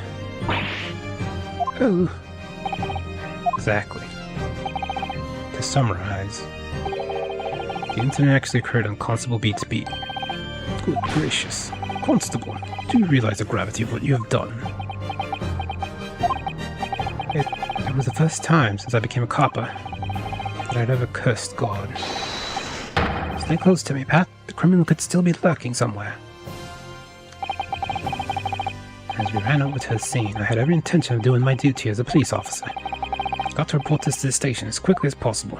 But then it dawned on me. Realized where we were, where the victim was lying, and what that meant for me. Crimes discovered on his beat, a policeman must assist with initial investigations and help detectives. Why here? Why did this have to happen here? And why tonight, of all nights? Why?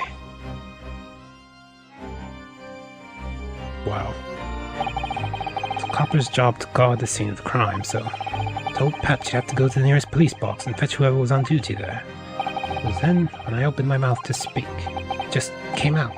I couldn't believe the words that were coming out of my own mouth. This is the next beat to mine, Pat. I have to go to the police box that covers it. Turn right around East Chum Road and then... East Chum Street.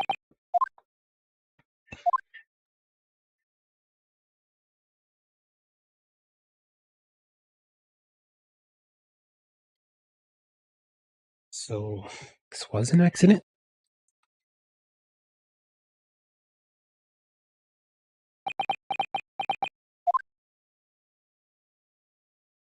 Oh.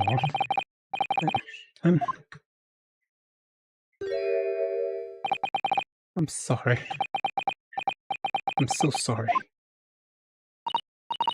Oh, Constable.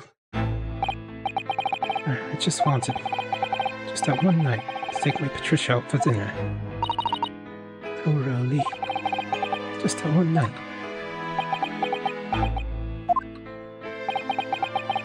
You knew that if the incident was on your beat, Your evening of celebration would be ruined. So you decided to move the entire crime scene outside your jurisdiction. Just across the street to the east pavement of Briar Road, which falls into the neighboring Beats care.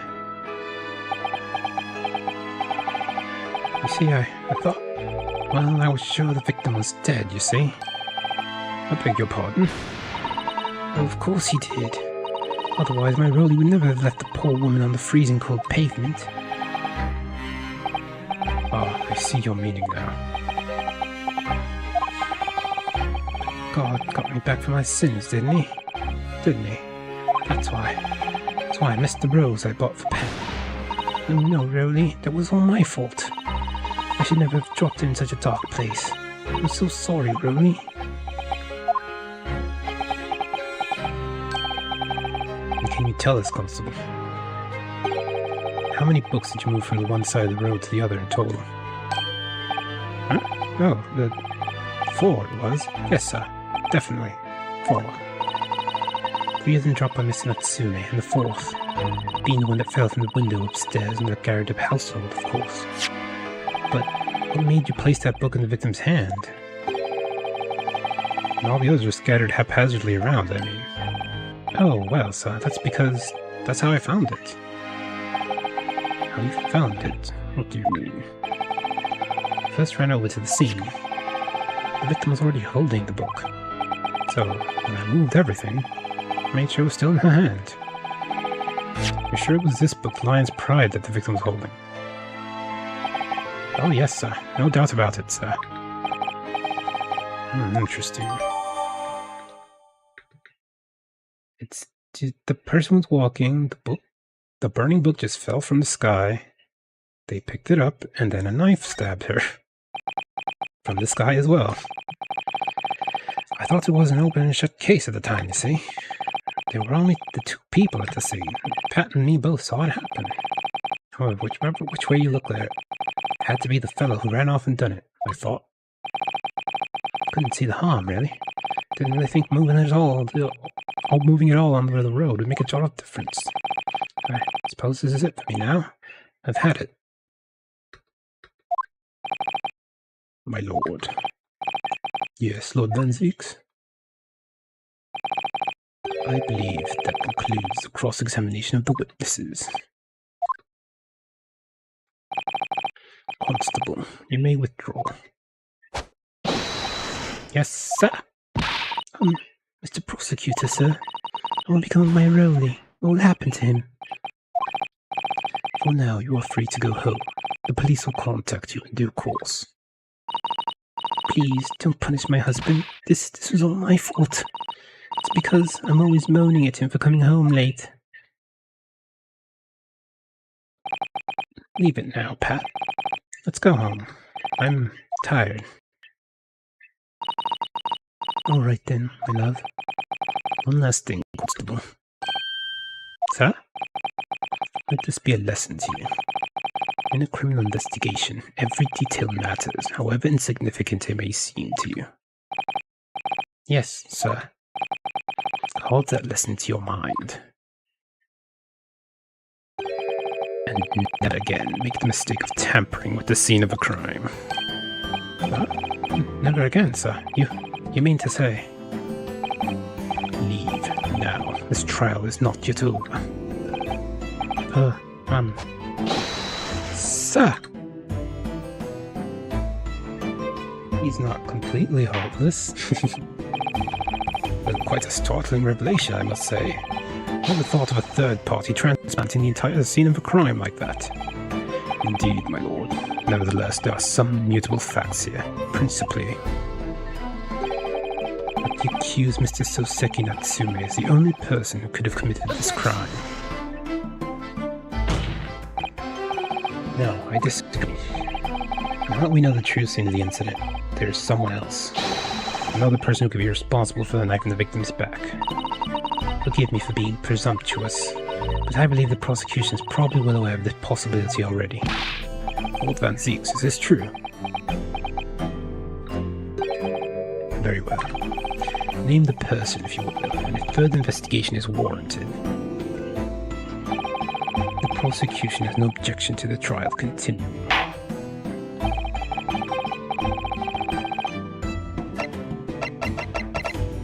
Hello. Take that! Defense would like to again request a cross-examination of a new witness, my lord. Once again, my sister made the same request earlier, in order to finally reveal the truth about this case. It's imperative to cross-examine juror number 4, Mrs. Joan Garrideb. Me? Oh, dearie me. Objection! That request has already been denied. But the situation's very different now. Mrs. Garrideb, answer me this. What do you want now, you little toad? At the time of the incident, you were engaged in a violent argument with your husband, Mr. John Garrideb. In the course of the argument, a minor house fire was ignited, and to clear the smoke from the room, your husband opened a window that looks over Briar Road. What of it? You threw this book at your husband when he was cornered with his back against the window.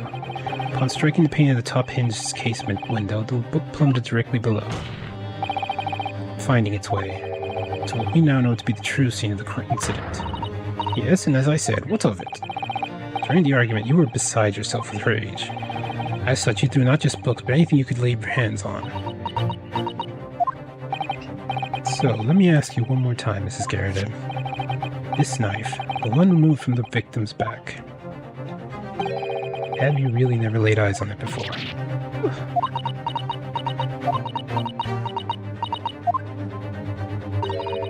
I don't recall it. Seriously? Am I supposed to remember everything I picked up and threw at my husband? And anyway, the man over there and all that regalia said members of the jury needn't testify, didn't he? Conveniently, yes. Objection!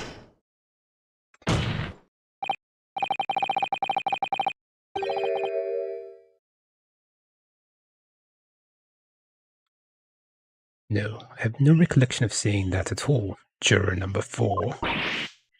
Oh, make no mistake, you jurors are not special in any way. You are not immune to the judicial process.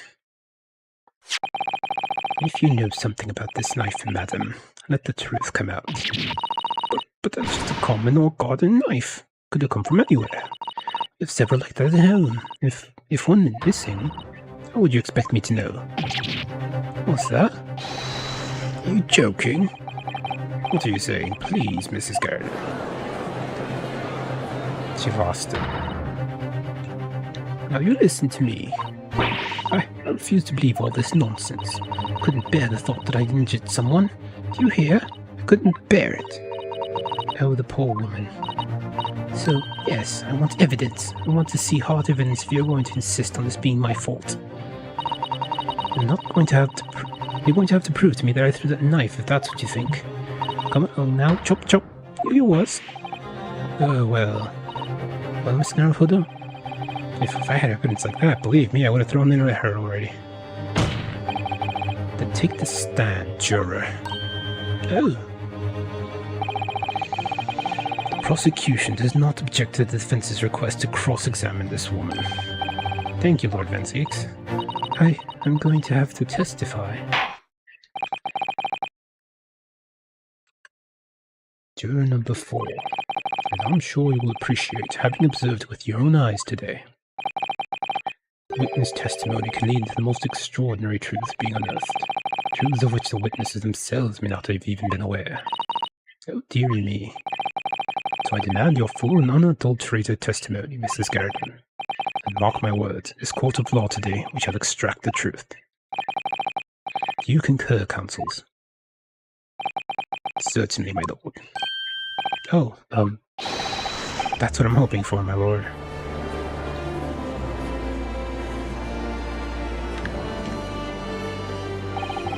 This is such a strange feeling. For the first time since arriving in this country, it actually feels real.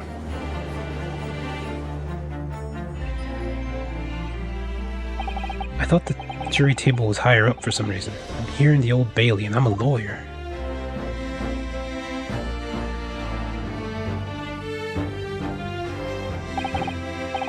Witness, state your name and occupation. Oh, yes, my name is Joan Garrideb. And I'm, well, I'm a juror and such like. Sounds like even she doesn't know if she's a housewife or a maid or what anymore. The court has decided your testimony is required in order to clarify matters in this case. You understand, madam? Yes, my lord. You will tell the court everything that took place in your household on the evening in question. And I warn you, do not attempt to hide the truth. Oh, dearie me. Chin up, Joni. Nothing to worry about now. It's just here? Oh, I didn't know you were here, John. Wasn't only you in the room that day, old thing, was it? Rather think I ought to testify as well, don't you? Don't you? But what about your knee, dear? Don't you worry about that. Hardly notices it. Not the sort of chap to leave a comrade to face disciplinary action alone. Oh, John. I presume you are Mr. John Garrideb?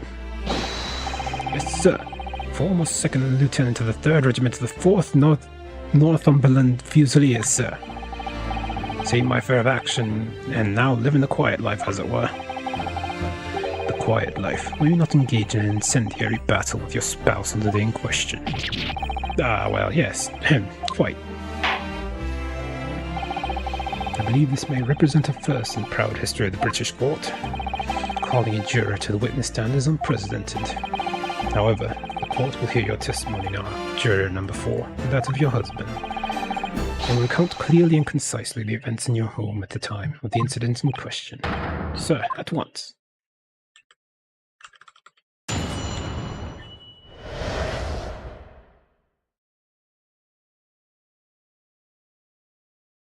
The battle of Garrideb.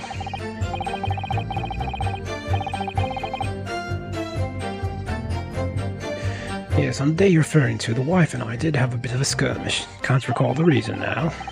Knocked the candlestick over and set a fire to the carpet. Soon had it out, though, and got the window open. Meanwhile, I was picking up whatever I could to throw at him. Only had knives around our place. Can't say I'd noticed if 1 or 2 went missing, I'm afraid. That bally thing in the victim's in the back really was one of ours. You'll have the job proving it, I think.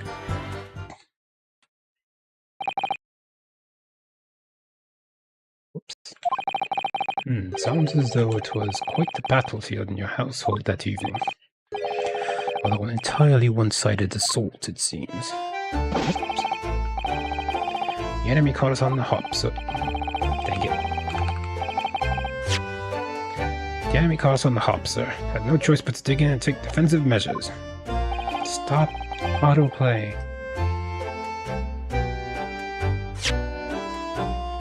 To be honest, if the enemy had kept shelling us for another minute, we'd have been toast. Of course, veterans such as myself. But only to aware that on every battlefield you're just a gnat's whisker from death at any moment. Are we still talking about a marital quarrel here?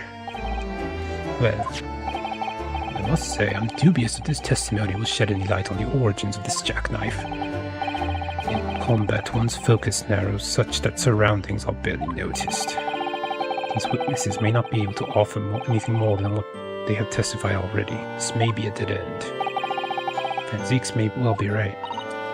Well, whatever the chances, you only have this last cross-examination to uncover the truth, Mr. Naruhodo. Yes, I'm afraid so.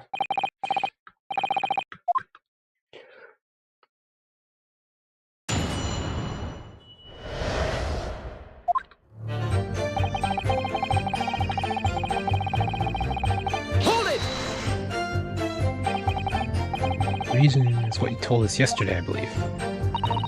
Yes, that's right. I remember correctly. It all started because of a note that was tucked into the pages of a book belonging to Mr. Garrett. Rather passionate note, in fact. But Mrs. Garrett found the note, discovering her husband's little secret. And she gave him a mighty number of slaps across the face for it, too. What a sordid state of affairs. Hell on earth. I say, when a chap says he can't recall such things, it's common decency not to drag it all up. Besides, half of it was wide of the mark anyway. A likely story. His These waters run very deep. And what transpired next after these multiple blows to the face? Oh, okay, I almost read it again. Hold it! And the fire also spread some items of furniture, didn't it? The bookcase, my armchair, anything of mine, really. Just so happens there was some bath water around that evening, so I sloshed that about to put it out. Most precarious situation you've put yourself in. Ours is a 3-story townhouse on the west side of the street, where the water main isn't connected yet. I have to draw water from a public water pump during the day if you need any, so you see. The lodgers are always moaning that they can't get any water at night. Although that little mustached Japanese man buys water in bottles, I believe. The defender, Mr. Natsume, you mean? Yes, he received a stipend for his studies, you know, from his home country. Can you imagine being able to brew a pot of tea at all hours? He's obviously very well off. Have you actually seen the state of the man? I believe he uses all his income to buy books. Well, anyway, the point is, I was able to douse the fire with water, fortunately enough. Hold it! Even though the room was on fire, as far as I was concerned at the time, it was more important to extinguish my anger than the flames. When a woman wants to throw, she must throw. That is most certainly not true of a Susato takedown, Mr. Naruhodo. How did you know I was thinking that? So please cast your mind back and try to remember. There was a knife among the items you threw at your husband that day. In all honesty, I don't recall. But I feel I must point out that I'm no monster. Let me see, some bread, cabbage, garlic, a towel, and a sponge. A napkin by Jupiter. Whoops. It was really only soft items I was throwing. Doesn't look like it to me. Have something to add, sir? To carry them. Hey, don't shoot. Oh, sorry. Beg your pardon. Your wife's remark just now brings something to mind. Nothing of any significance, no. Just that the barrage of projectiles the old thing launched in my direction. Somewhat more solid than she implies. Books, bricks, and a fire poker, I seem to recall. Ouch. The woman's aim is uncanny. She landed a direct hit with every bullet. Good grief, Lord, we're not at home now. This is a court of law. Oh, dearie me. Ever so sorry, dear. What you even doing with the teapot on here? Honestly, John, I would never have thrown such things at you, obviously. Take a look at this, then. How do you suppose that happened, Your pipe, sir.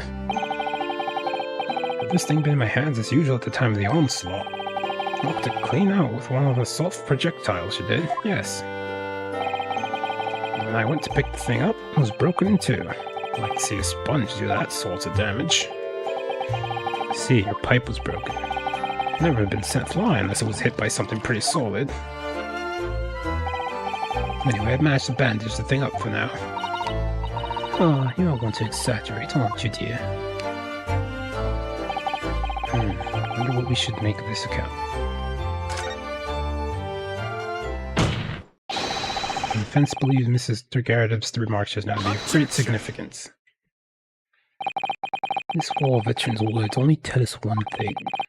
Betray a fiery wife, and pipes as well as hearts may be broken.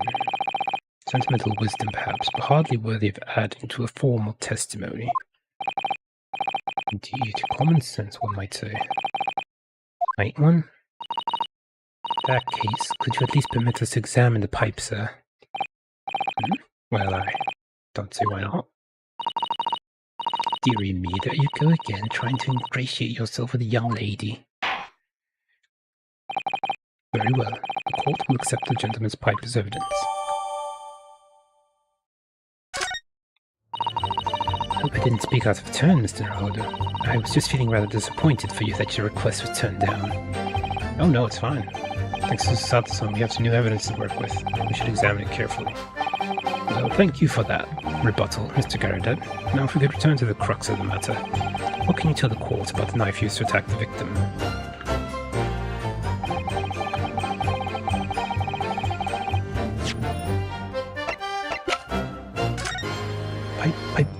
Pipe down. Ooh.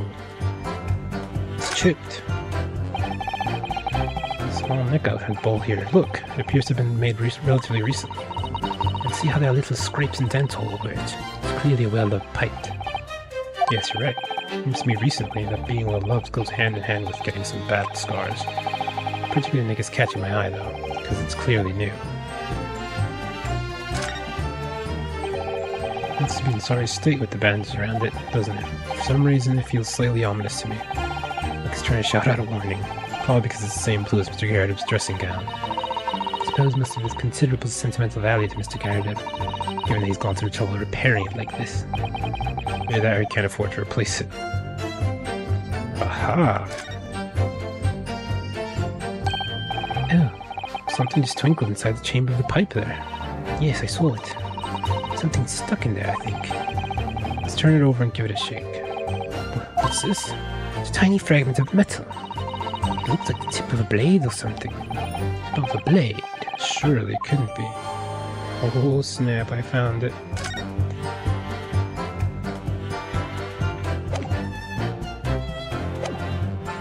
I love how we're looking at it, but also he still has it. Bet you have knives around the place. Yes. Sorry, would you care to elaborate? Nothing to say, really. Rather partial to a spot of carving, you see. Pipes and whatnot, fishing tackle, you know the sort of thing. It's a passion we both share. I'd like to carve little wooden trinkets too. And then there's my leather work. Sorry to say, we're always losing knives about the place. We have dozens of things. They sell them at the market sometimes, 20 for the price of 19. Needless to say, I snap them up. John prefers to use 2 knives at meal times too, instead of a knife and fork. Now, Joan, we don't want people to think I'm some kind of savage. Here we go again with the scaldings. Why are they being so evasive? Imagine it's because they don't want to believe it. They can't bear the thought that it might have been one of their knives that injured the victim. It's entirely understandable, of course, but still. Go on with your testimony, witnesses. Sir.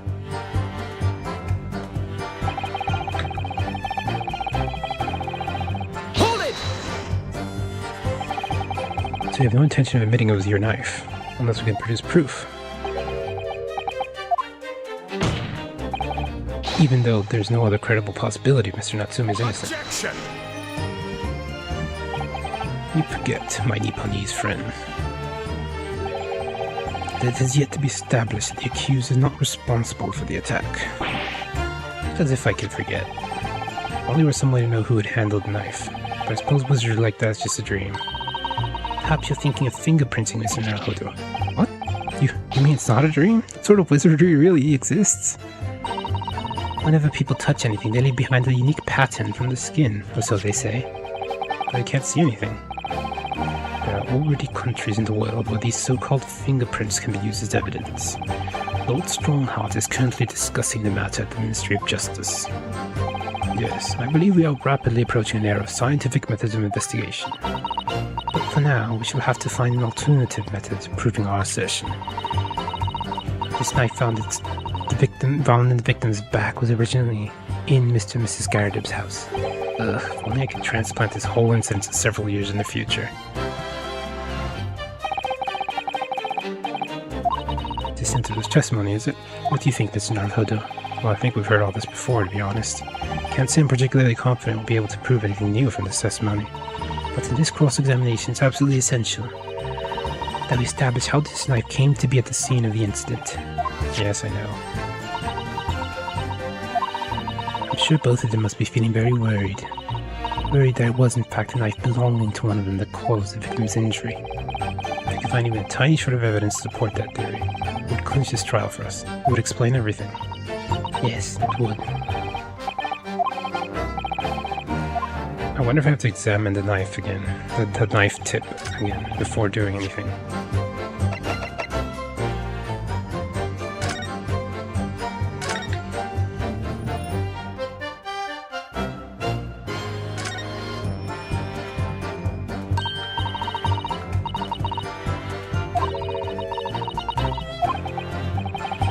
part of it's missing. Could be wrong, but I've just got a feeling. Remember this? Ah, that's a tiny fragment of metal found inside Mr. Gardip's pipe. Yes, and just maybe. Oh my, it's a perfect fit. Somehow I just knew it. So would I present the knife or the tip?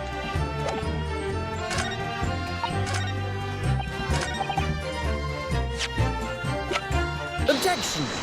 Tip. Mr. Garrett, could I ask you to take a good look at this, please? Can ask, but I can't see a bully thing. You can't? Used to call me Dead-Eyed Deb back in the regiment, of course. That was some time ago now. Even I'm trying to enjoy a large print book by the fire these days. I struggle to get tell a B from a D, P from Q, to be honest.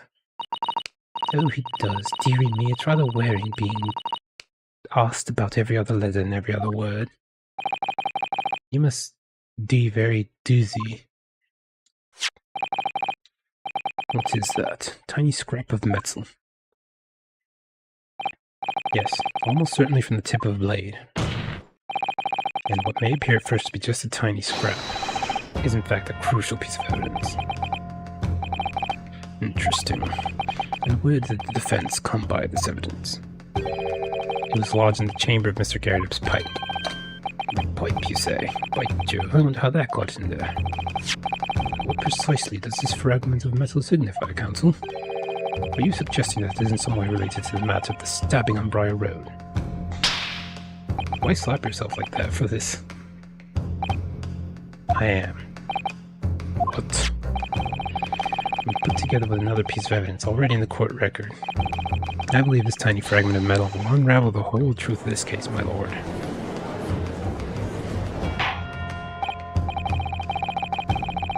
You appear rather confident in that extraordinary statement, Counsel. Very well then, present the pertinent evidence to the court.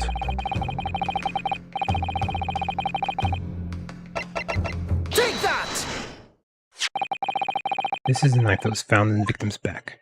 If you look closely, you'll see that there's a small piece of the tip of the blade that is missing. A common issue with the inferior blades sold at unsavory street markets. Criminals use them regularly, leave the tips lodged in their victims' bones. And what of this particular knife? No doubt its tip has suffered a similar fate, now languishing somewhere near the spine of the victim. Objection! No, that's not the case. The tip of this particular knife's blade is the very fragment of metal we discovered in the chamber of Mr. Garrip's pipe. Oh. Ugh. Good grief, Lord Van Zieks. I don't believe it. A knife from the crime scene, and this fragment of metal. Perfect match. Good golly gosh. That was like the first time I've seen him have a hurt animation. Order, order, order! Is this some sort of Eastern sorcery? This is no magic, my lord. This is a miracle. A miracle? So Van Zieks has figured it out, has he? Counsel, explain this extraordinary coincidence at once. Yes, my lord. The crucial point we have to ask ourselves here is when did the fragment of metal find its way inside Mr. Garrip's pipe? Something that was clarified for us in the most recent witness testimony.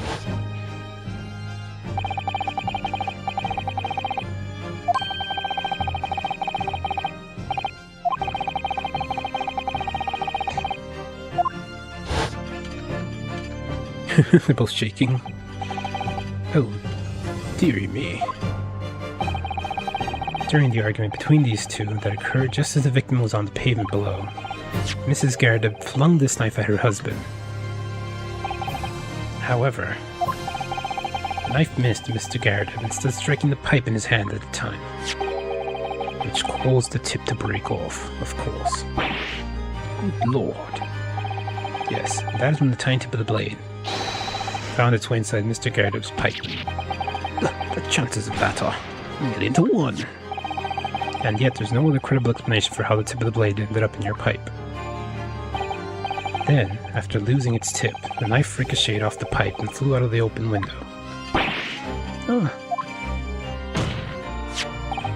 In short, this knife, which fell from the window of Garadeb's house, is the very same knife that struck the victim in the middle of her back on the street below.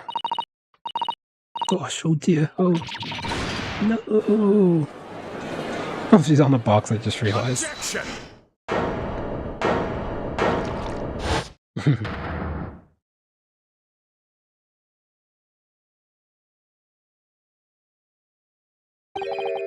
A full-bodied theory, I'll give you that. Complex bouquet of seemingly trivial points, plausibly arranged to create an almost passable vintage. Allow me to toast my learned friend's characteristically Nipponese approach to bottling his argument. Sorry? But after all, it is just a theory. The bottle, I fear, is corked. Because you see... spoiled by an insurmountable inconsistency. An insurmountable... What? Lord Van Seeks, explain yourself. What is the inconsistency you claim to have identified? An inconsistency of the simplest nature, my lord. The victim was found with the knife planted in the middle of her back. Yes, in her... Ugh. Why'd you slap him? That's right, you silly little man. Now, Joan, old thing, what are you getting so excited about? Let us consider the basic facts of the case once more. The victim was walking along the pavement before being stabbed in the back and falling to the ground. If the knife that struck her had fallen from above,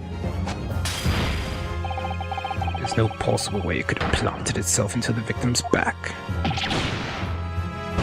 Why not, if it fell straight down? Order! Quite right, you see, that's exactly right. The knife had fallen on her from above, would have struck her on the top of her head. Oh, she was kneeling down to grab the book. Well, he's lost for words, look. Really, I never liked his theory in the first place. No, it really did happen. It would appear the defense has made a rather spectacular blunder. If a theory has even one consistency, it cannot stand. Your theory, my learned friend, is history.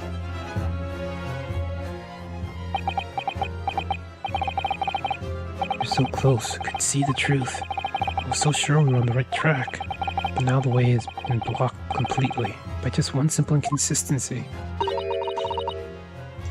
in other words, we simply need to eliminate that one inconsistency, and the theory will stand. Mr. Sato. You mustn't worry, Mr. Naruhodo. We just caught off guard, that's all, and your mind went blank. But if the path you are on is indeed correct, then a way will present itself. The key to this is in the court record, I'm sure. All the information you need is there. Seems you have nothing to say, my Nipponese friend. Well, your silence speaks volumes. A tacit acceptance that your theory is fatally flawed. Objection! Yeah. Knew it. He's still in that pose. This inconsistency doesn't mean I was on the wrong track. It means that I need to sharpen my mind and dig deeper for the truth. It's a test. Yes. If the knife fell on the victim from above, there's no way that it could have hit her in the middle of her back. Under normal circumstances, that is. What are you implying? Counsel, there's a piece of evidence in court record that can explain this inconsistency. That can explain how the knife that fell from above could have pierced the victim's back. You already have the answer. Goodness. Utter madness. Surely this must be the last time. Counsel, present the evidence of which you speak. Easy peasy. This last inconsistency, they're dragging it out so much, but I already know the answer from like a while ago.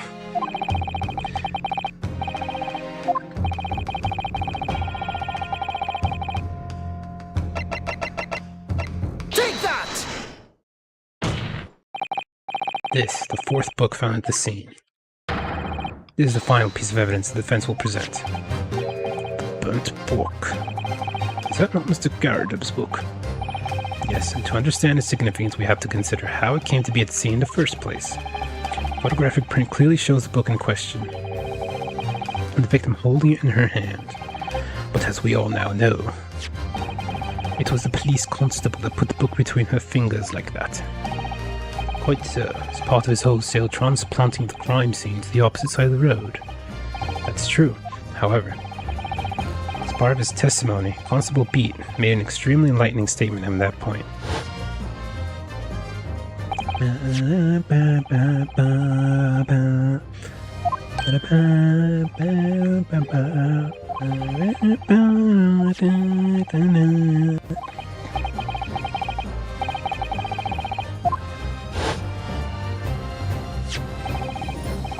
In other words, the victim had already picked the book up on her own volition.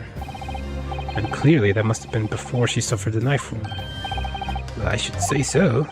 After being attacked with a knife, I don't imagine she'd have been doing much of anything. So the question becomes, why did the victim have that book in her hand? By jingo!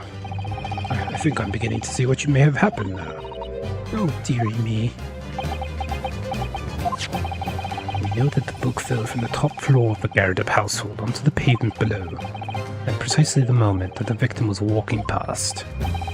Yes, at exactly that moment, the young woman was walking along the street in the light fog, when all of a sudden, a book fell right in front of her. The book right through. Yes, Mrs. Garridub. And what do you think the woman did? What would you do if you're walking along and suddenly a book landed in front of you on the pavement? Well, I really can't imagine it, but I suppose she might have reached down and picked the book up. Her face is so cute and round. Yes, that was exactly what the woman in fact did. She picked up the book. Oh heavens. And when the woman reached down to pick the fallen book up, the position where her back had been in. That's right, facing the sky, completely and utterly defenseless. Then, in the very next moment, while the woman was still bent over picking up the book, BAM! The next object fell from the room above, the jackknife, straight into the middle of her back. And at the same time, walking by chance directly behind Mrs. Green, was the defendant, Mr. Soseki Natsume. Well, I never. It appears to Mr. Natsume that the woman simply collapsed on the floor. In the dark and the fog, he didn't see the knife falling on her from above. And from the other direction, the constable and his wife saw no one but the victim and her apparent attacker. So there never was a real culprit to run from the scene in the first place. No, this was nothing more than a series of unlikely events that culminated in an unfortunate accident. And that is the real truth behind this case. Got him. Well, Mr. and Mrs. Garridub,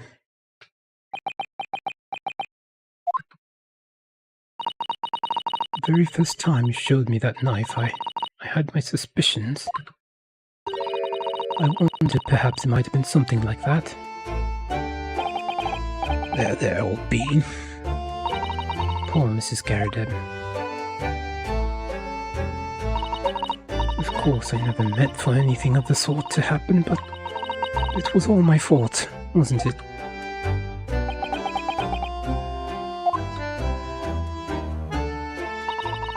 Take full responsibility. I let my anger get the better of me. I threw that book. And I threw the knife as well.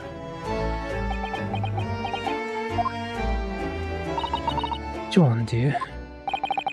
It's alright. I know.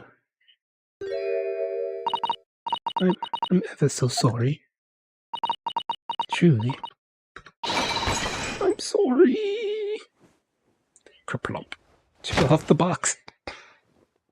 Oh, I caught her. But she's heavier. And he's weaker. Oh my god, he's trying his best.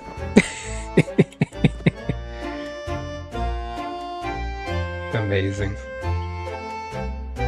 Oh man, these freakouts have been very fun. Lord Van Zeeks, what news of Mrs. Garden? She's been taken to the infirmary. It would appear that today's events had left her in an especially flustered state. However, I believe she will recover in due course. There's no cause for concern. Yes, unbeknownst to themselves, they caused what could easily have been a terrible tragedy. They shall have to prepare themselves for the consequences of their actions. There is some good news, however, my lord. I've just had word from the hospital where the victim is being treated. Her condition is improving steadily, and the doctor believes she will regain consciousness soon. It's strange, we've been talking about the victim all this time, but we never once met her. How wonderful. The woman's out of danger, it seems. Yes, that is good news. We're going to meet her in the next trial, aren't we? So, Mr. Soseki Natsume.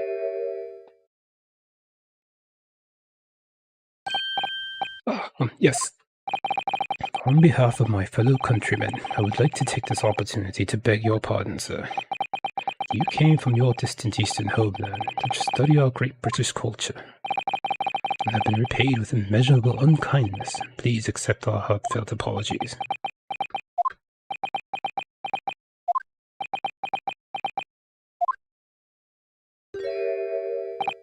No, it is me who should be begging your pardon. What? Oh no, Miss Natsume. That evening, when the young woman just collapsed on the pavement before my eyes, I jumped to the wrong conclusion again, in my confusion. What conclusion, sir? I was sure that the woman was dead. Yes, Constable Beats said the same thing, didn't he? He thought she had been killed too. Suppose she must look completely lifeless.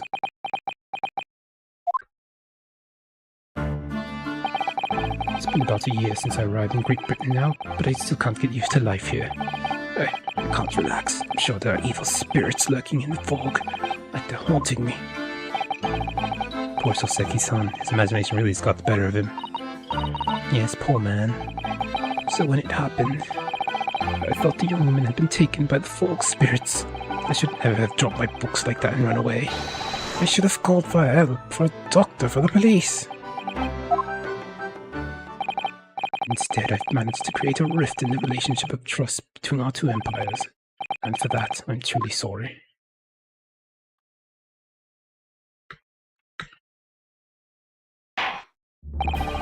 One could indeed say that some sort of mischievous spirit has been at work here, I think. One that created a chain of unfortunate mishaps. We would be fooled by the spirits and led to false conclusions, but thanks to Lord Van Zeeks and our young lawyer here from the east, that chain has now been broken, and the spirit exorcised. I heartily commend you both. Oh. Now then, ladies and gentlemen of the jury. Yes, my lord. In concluding this trial, I must ask one last time for your decisions regarding the defendant's culpability. Are you ready to present your findings to the court? As the foreman of this jury, I can assure you we've reached a fair and just conclusion. I do declare the truth can be extremely cruel at times. Well, I didn't suspect the woman next to me, that's for sure. Sitting in for the old bean while she's out of action, you know, but I know what her decision would be. This me on fire, Bill. Get out of here and start work. It's about time. I say, I have a cork of a story to tell the grandchildren when I get home, won't I? Very well, ladies and gentlemen of the jury. I hereby demand your final decisions. Mr. Foreman. Not guilty. Not guilty. Not guilty. Not guilty. Not guilty. Not guilty. Yay! Not guilty. Very well. Mr. Soseki Natsume, I hereby pronounce you not guilty.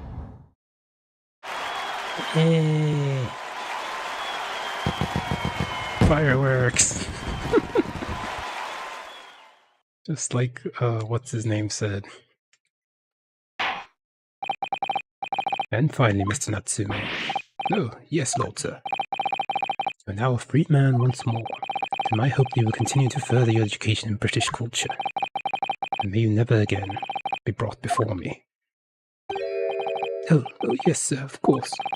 On my life. I swear I'll never set foot in the courtroom again. I'm transported to tears. Thank you, counsels. Court is adjourned.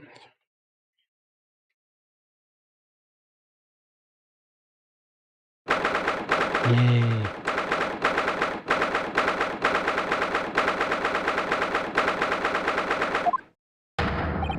Oh, Logan. Wait, you mean me? Of course. Is there another Locum here? Is there even one? Compared to the original Locum student, Mr. Naruhodo Esquire, your name has become rather short, hasn't it? What's wrong with using my actual name? Oh, at last, I'm free, I'm free! Joyful, joyous, jubilant jubilation! Heady, hearty happiness, hurrah! Oh, I am pleased, Mr. Natsume is delighted. It'd be so hard just to say that then. Logan, you did it! You saved me from the brink! Well, what happened to the poor woman was in no way your fault after all. Just glad everyone can see that now. No, not that! Lovely loyal Locum lawyer. Yes? I mean, as I said before, I have just never got used to life here in Great Britain. Every time I look over my shoulder, I see foreigners. I see towering brick buildings. And from high up windows, I see them looking down on me, laughing. Look at that little hunchback. Oh dear, I'm sure it's all in your head, Mr. Natsume. But today, you Locum lawyer gave my gloom the boot. You stood firm behind that baronial bench before all those babbling British. You battled to the bitter end, laying bare the baffling truth. And when I beheld the blinding fireworks among the beams of the Bailey's roof, I bellowed, "Behold, the best barrister ever born!" Well, that's very flattering, and I'm very pleased for you. This has given me a wonderful anecdote to recount to my old friends back in Japan. An anecdote? Is that what's become of all my hard work? Hey, there you are, my dear fellows. I apologize for keeping you waiting. I rose late this morning. Oh, Mr. Jones, what a pleasure to see you. I see I'm here not a moment too soon. A disaster has been averted, I'm glad to say. Oh. The trial shall begin presently, Mr. Naruhodo. I wish you the very best of luck. Oh no. It's just finished.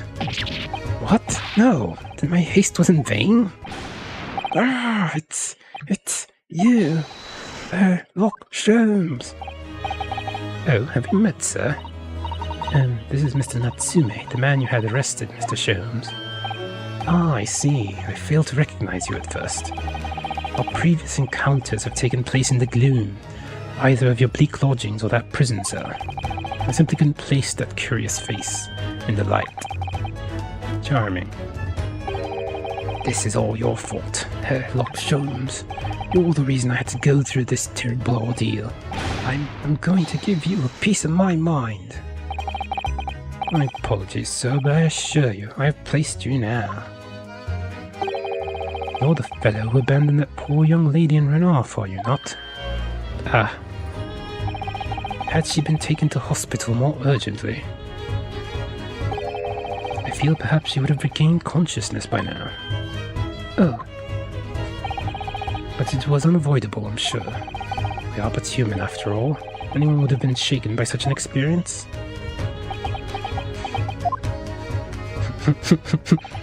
I do feel very badly about how I behaved. Well, never mind. Now then, what was it you wanted to say to me, sir? Nothing. Priceless. Oh, I'm sorry, really, but that was quite priceless. Poor Soseki-san. Still, on the bright side, you've had an extremely entertaining experience without paying a penny. And it would seem you were not even found guilty. But there is no bright side. So what do you mean, Mr. Natsume? Even after this, I'm still cursed by the spirits and now by the Reaper. Ah, Lord Van Zeeks. I haven't forgotten, you know. I'm facing that man in court means. Even if you're found not guilty, you're still doomed. It will be all right, Mr. Natsume. Reaper appears trying to make trouble, I will protect you. Hiya! Why'd she throw Naruhodo? With a perfectly executed Susato takedown. Which is like being turned on my head. Bit of warning might be nice next time, Miss Susato.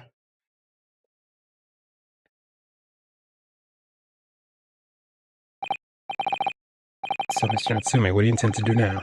You mentioned something about recounting your experiences to your friends back in Japan?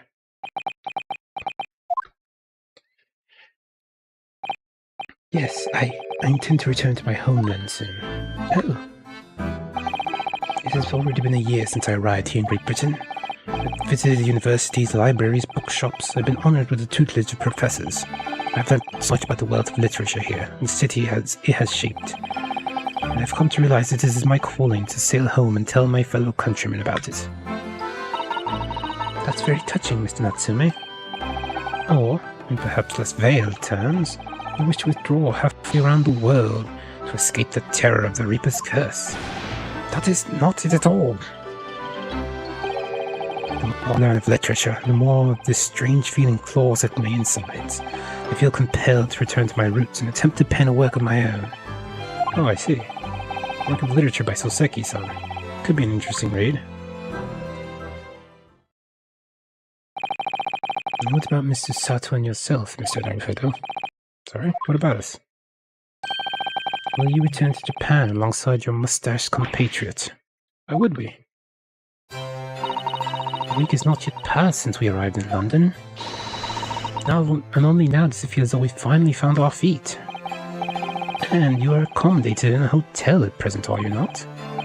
That's right, but we need to find lodgings before it bankrupts us. I've calculated we can only afford another 10 nights before our entire budget is exhausted. Well then, you could take my lodgings. Oh, the windowless room?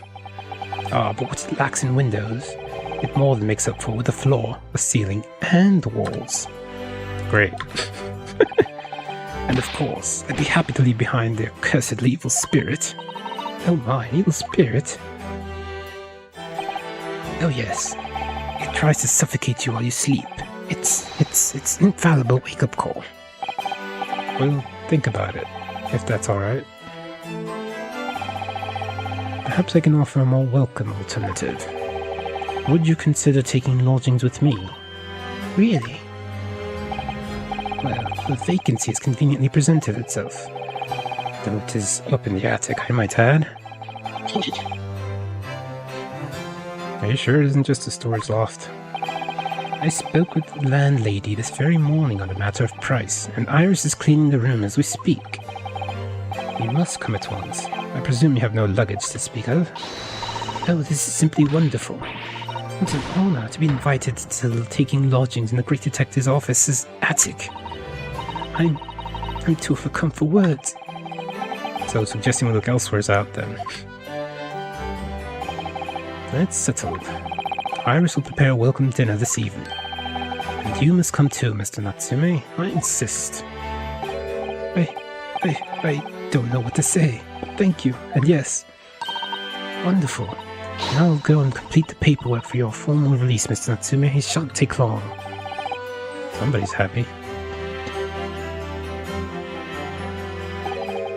Locum, I knew that you wouldn't let me down. I'm truly delighted to have met you here in London. Likewise, Mr. Natsume. It's been a privilege meeting you, too. It's a shame we're gonna have to say goodbye so soon. Well, I've come to realize that I belong to Japan. But Locum, we'll meet again one day. Yes, I'm sure. Hopefully by then, I'll be a successful lawyer. Hopefully by then, I'll be a successful author. Well, my dear fellow, our carriage appears to have arrived. Shall we go, Mr. Naruhodo? Yes, Mr. Sholmes. I have little doubt Mr. Natsume will be released in time for dinner this evening. So, with Soseki-san's innocence successfully established, we rode Mr. Sholmes to what was to become our new home, 221 Baker Street, B. Baker Street.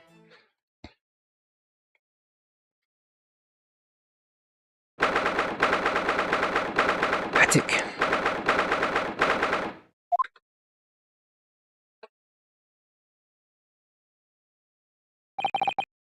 So this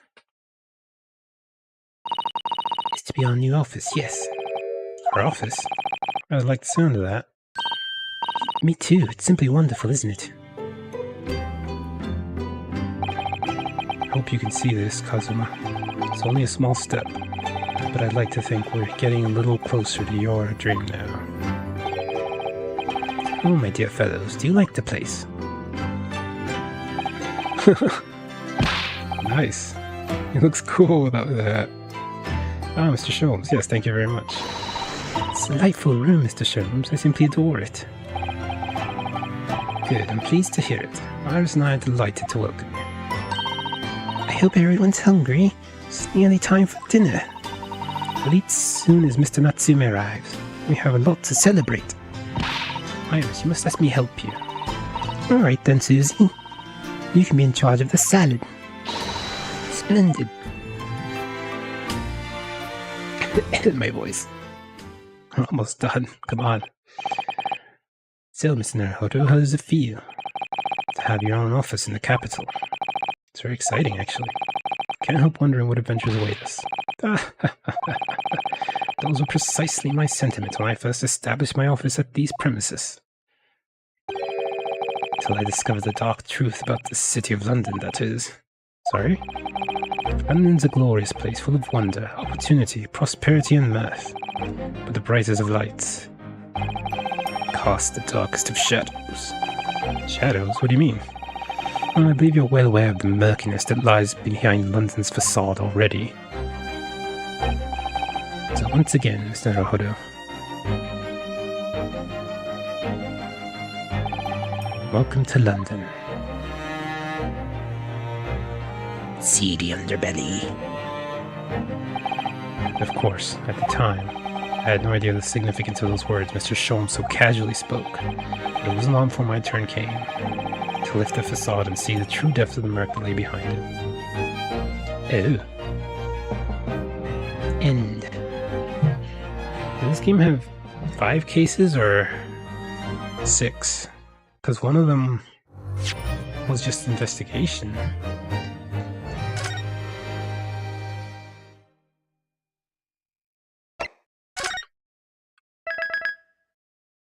Okay. I am done now. Oh wait, I can check.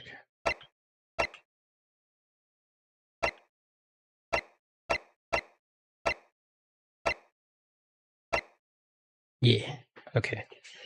Finish another case. Awesome.